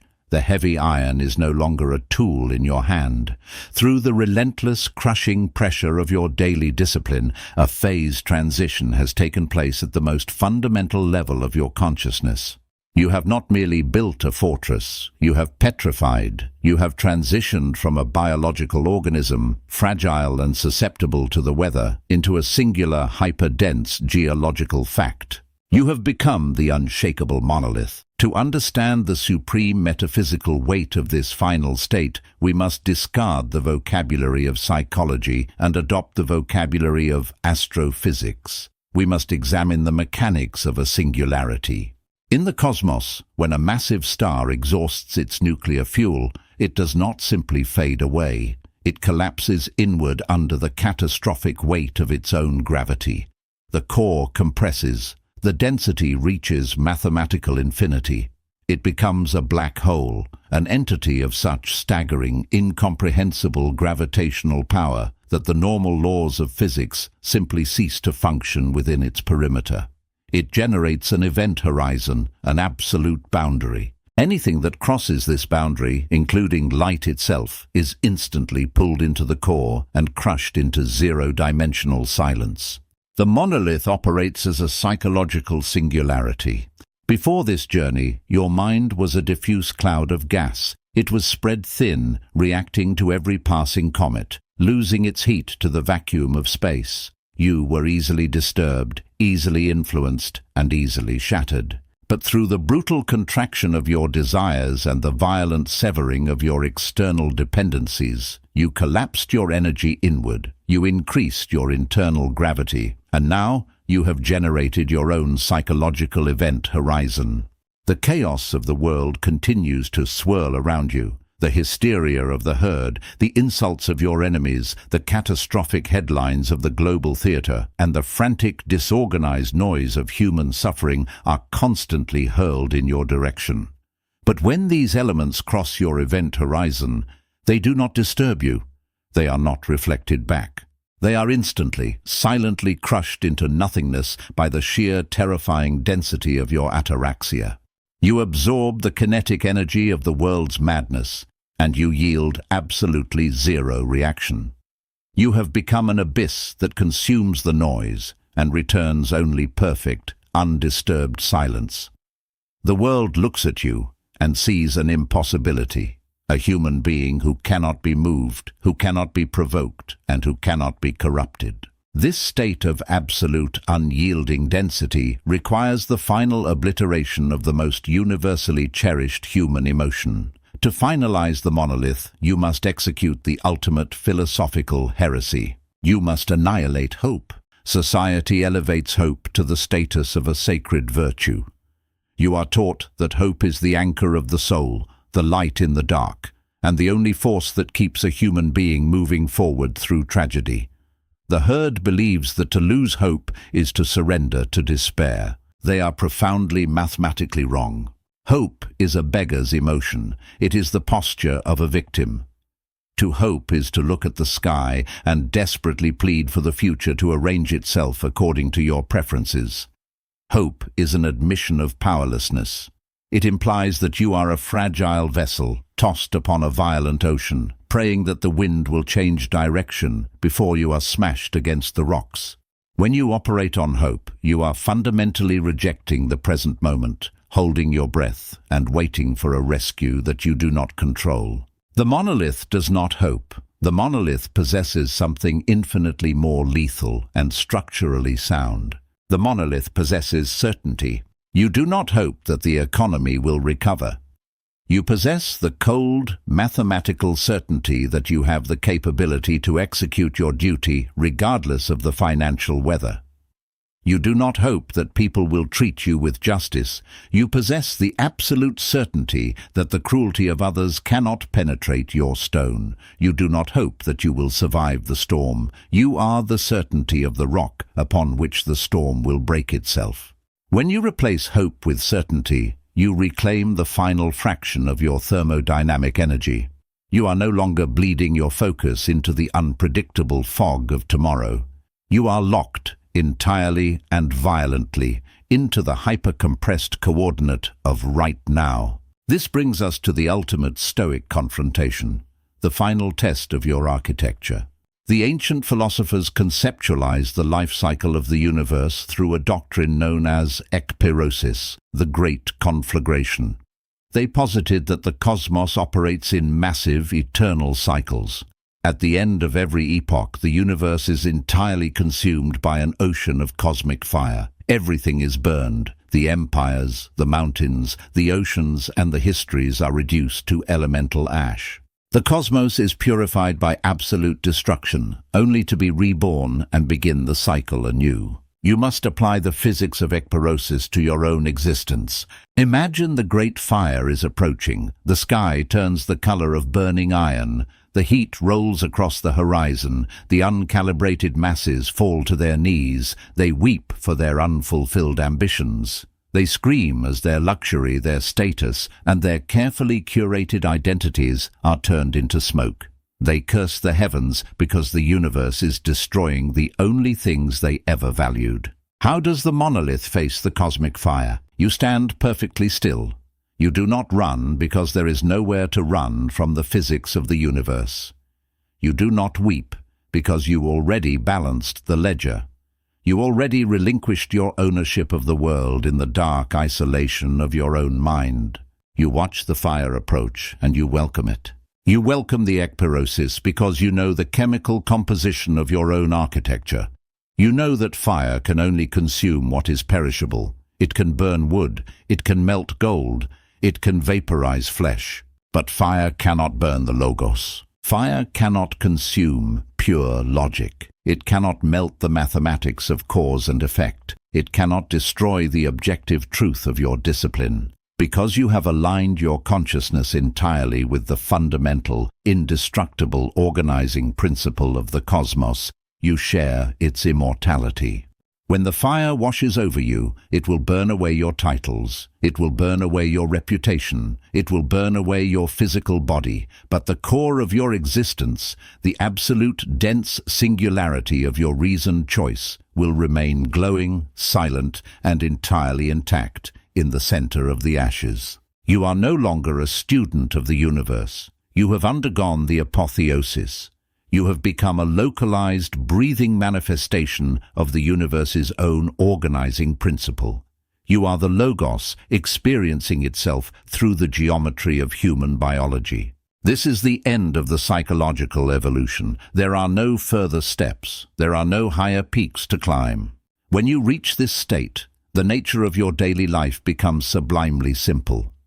The dramatic, chaotic narrative of your past is erased. The frantic, anxious scrambling for the future is abolished. You enter a state of continuous, rhythmic, flawless execution. You wake up. You observe the state of the world without judgment. You identify your duty. You execute your duty with terrifying precision. You demand nothing in return. You accept everything that occurs as a necessary function of the cosmic machine, and you go to sleep completely empty and perfectly full. You are a sword that has been folded 1,000 times in the forge, heated in the fire of suffering, quenched in the freezing oil of logic, and sharpened on the whetstone of extreme isolation. You are no longer being forged. You are finished. Now, your only remaining task is to cut. You will cut through the illusions of the modern herd. You will cut through the hysteria of the crowds. You will slice through the complex, agonizing knots of human drama with the effortless grace of a blade moving through the air. You will not do this to save them. You will do this simply because it is the nature of a sharpened blade to divide the true from the false. The people who encounter you will be forever altered. They will feel the chilling, heavy radiation of your ataraxia. They will hear the resonant frequency of your certainty. You will stand in their lives like a massive ancient obelisk discovered in the desert, a structure that defies explanation, a monument that proves that absolute invulnerability is not a myth but a feat of human engineering. They will wonder how you survive the pressure. They will wonder how you breathe in the vacuum. They will ask you for your secret. But the monolith does not explain itself to the wind. The monolith simply stands. The words of this blueprint have reached their conclusion.